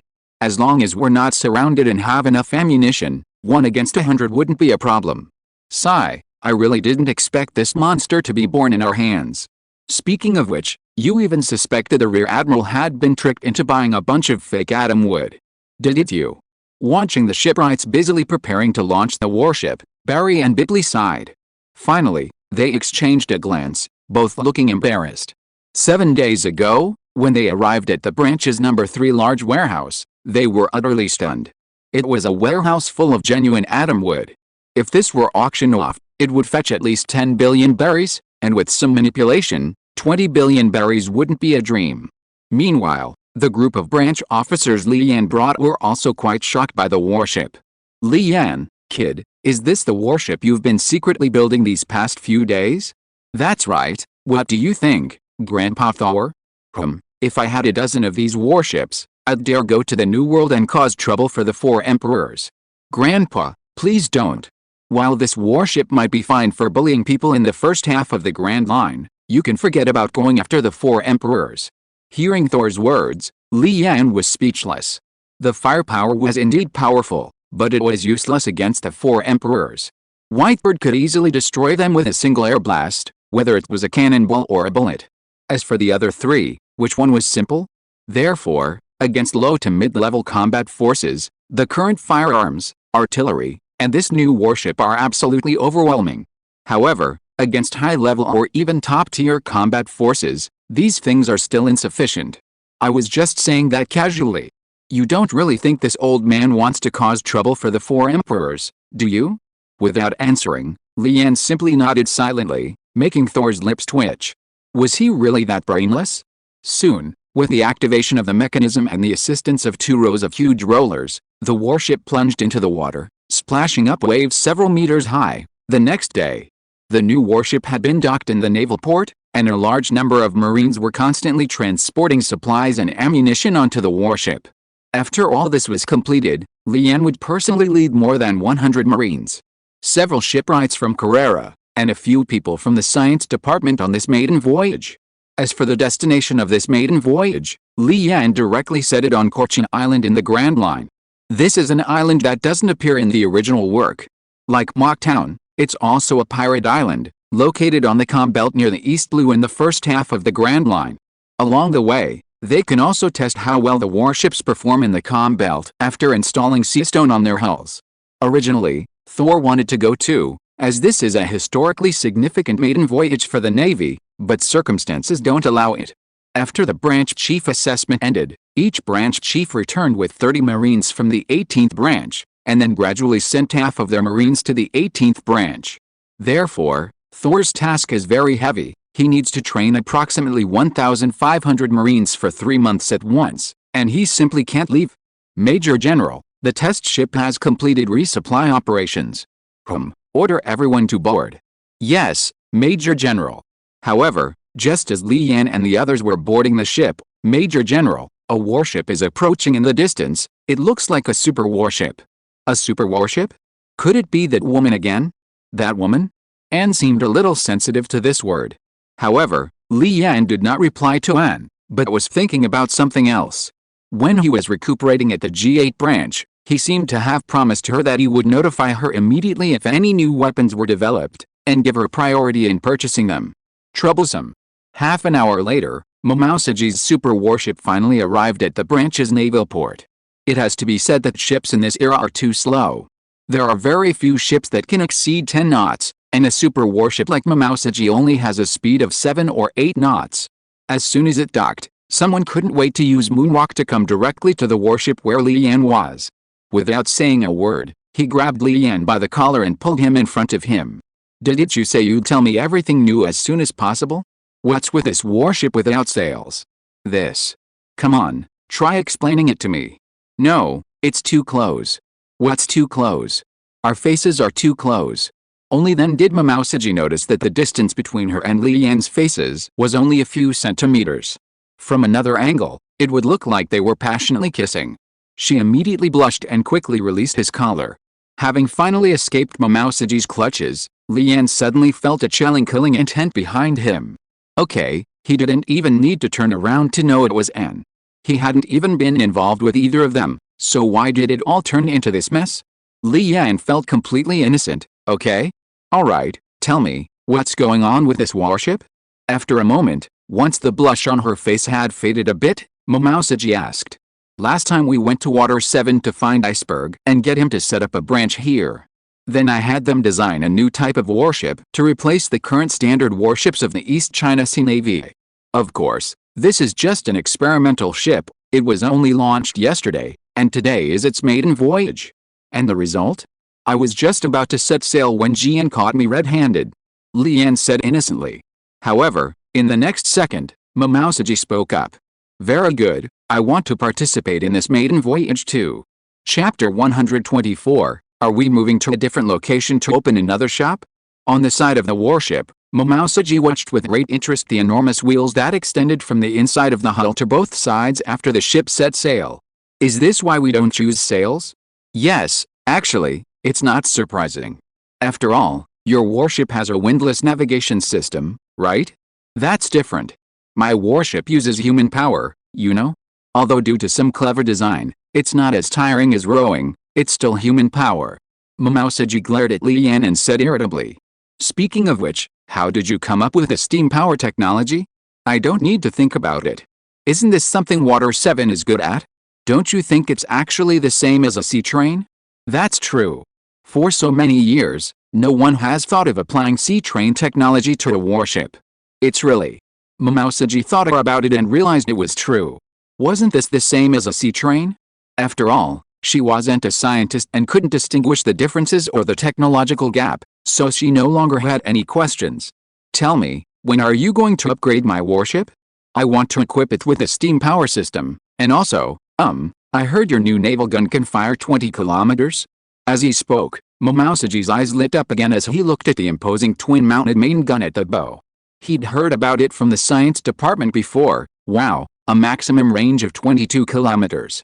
In a world where even the most advanced pirate naval guns only have a range of a few hundred meters, that's practically a godsend. Jian, that's just the maximum range. It's almost inaccurate. A salvo at ground targets is okay, but hitting a ship 20 kilometers away on the sea, you'd be lucky to hit one out of 1,000. If we're talking about a guaranteed hit rate, the range is at most 5 kilometers, no more. Li Yan shook his head. These days, there are no fire control systems, aiming is all done manually. Even with the best artillery, the hit rate is very poor beyond 5 kilometers. Oh, right, there's one more crucial point, your warship can't use this cannon. Why? It's simple, it can't withstand its recoil. I don't believe it. Your large warship can withstand it, but my super warship can't? Don't be so sure, it's really true. My warship can withstand it because it uses a lot of atom wood. As for yours. Li Yan didn't continue, but Mamousaji felt like she'd been stepped on. Shouldn't she be a famous rich woman in the Navy? Shouldn't Li Yan be trying to become her crutch? But why? What's with this nouveau-riche vibe wafting towards her? A large warship, even if only the most important parts use atom wood, would cost 300 to 500 million, right? Ah, right.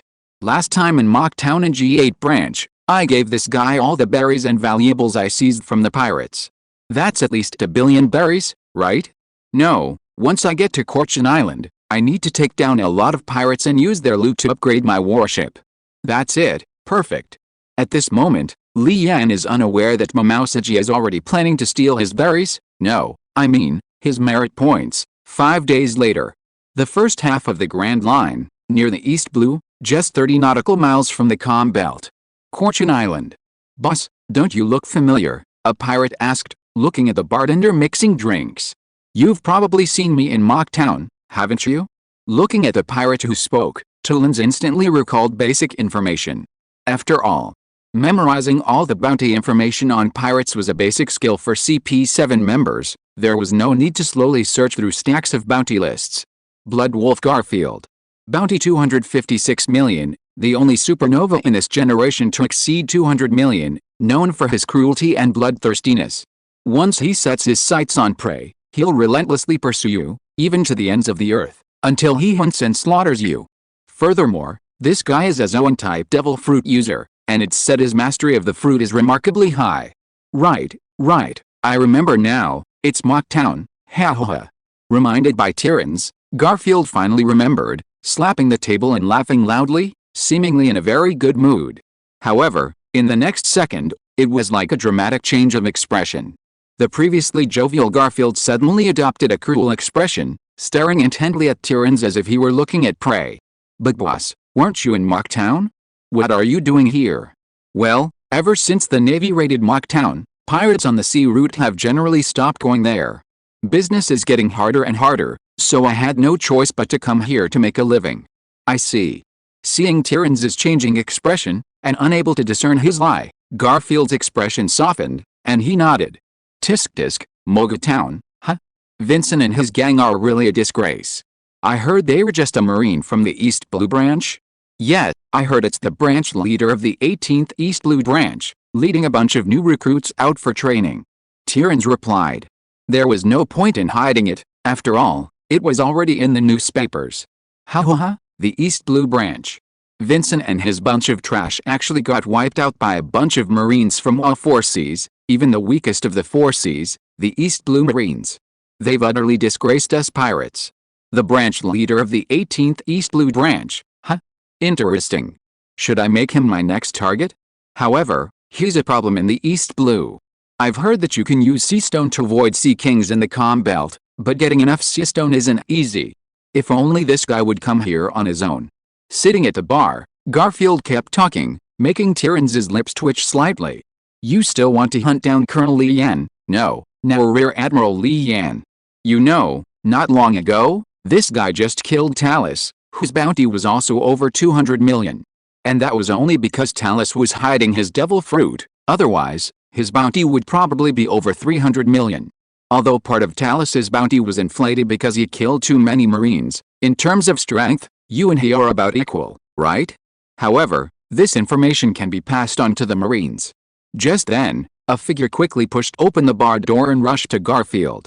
Boss, a large Marine warship has arrived, and this warship is strange, it doesn't even have sails. A warship without sails, can you identify which Marine it belongs to? It's the flag of the East Blue Marines. Hearing this, Tullens's expression changed slightly behind the bar counter.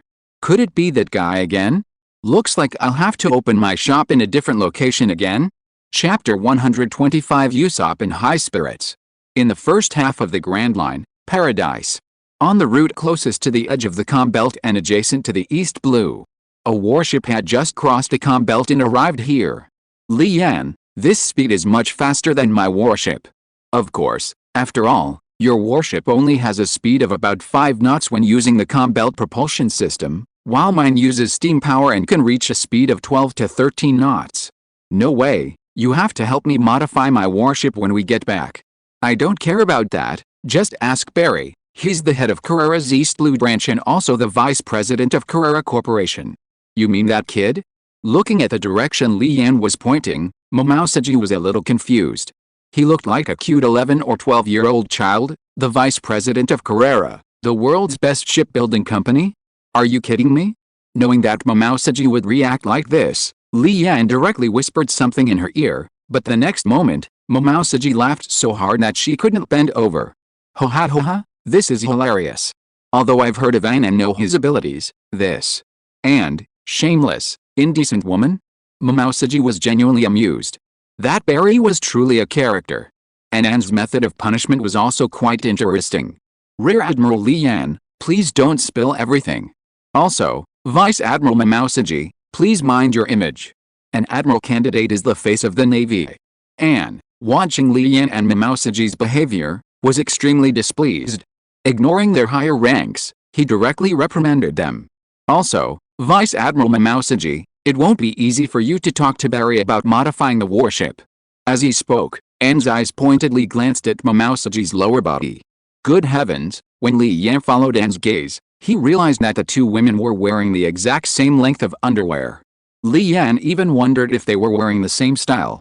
Most importantly, both men had distinct markings on their thighs, one on each side.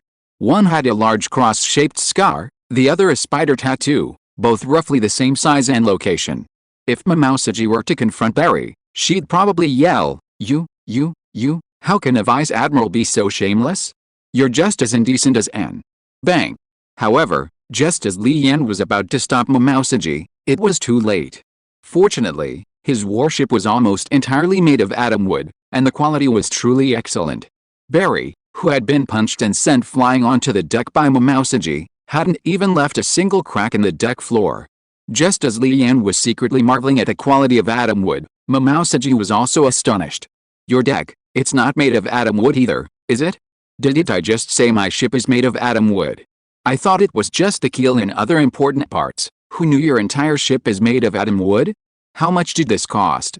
I haven't calculated it, but it seems like all the extra money from last time is used up. Hiss.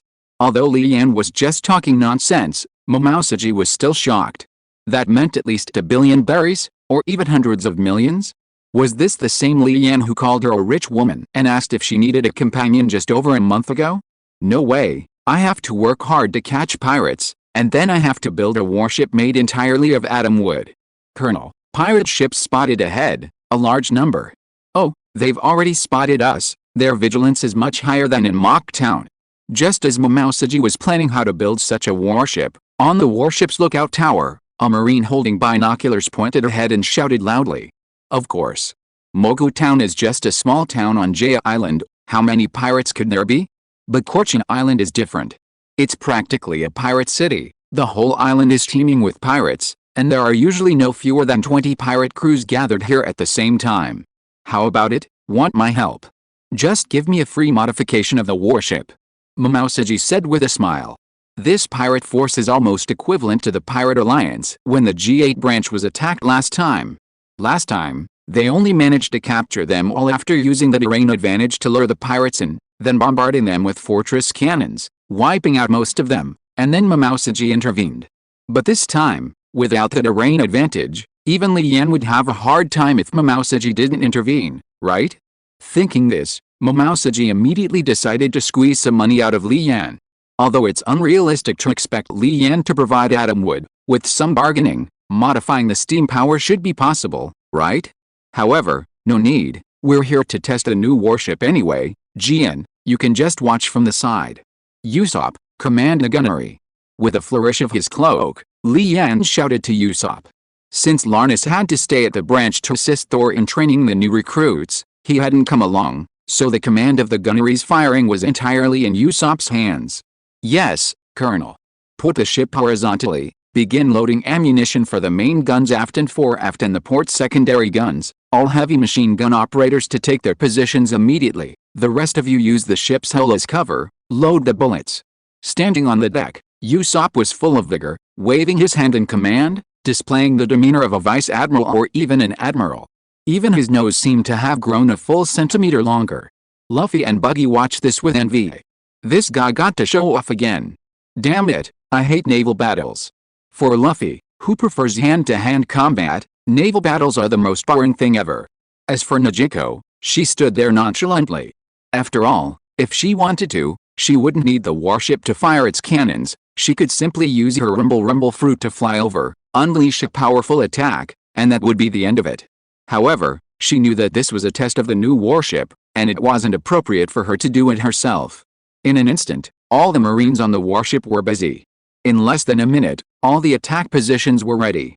Just then, the Marines on the lookout tower finally confirmed all the approaching pirates 18 kilometers away.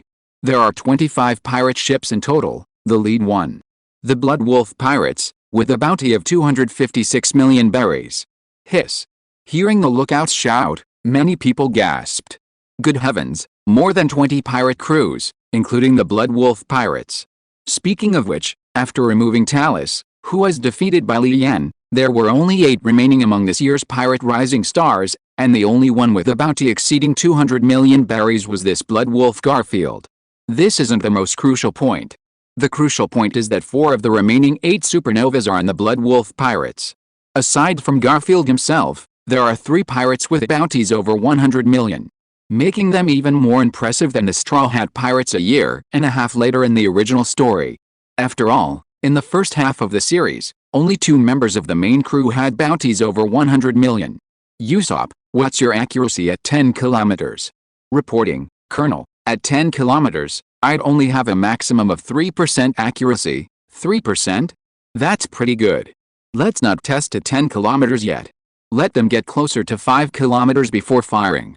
After the pirates escape, let them run for a while, and then we'll test long-range artillery fire once they're more than 10 kilometers away.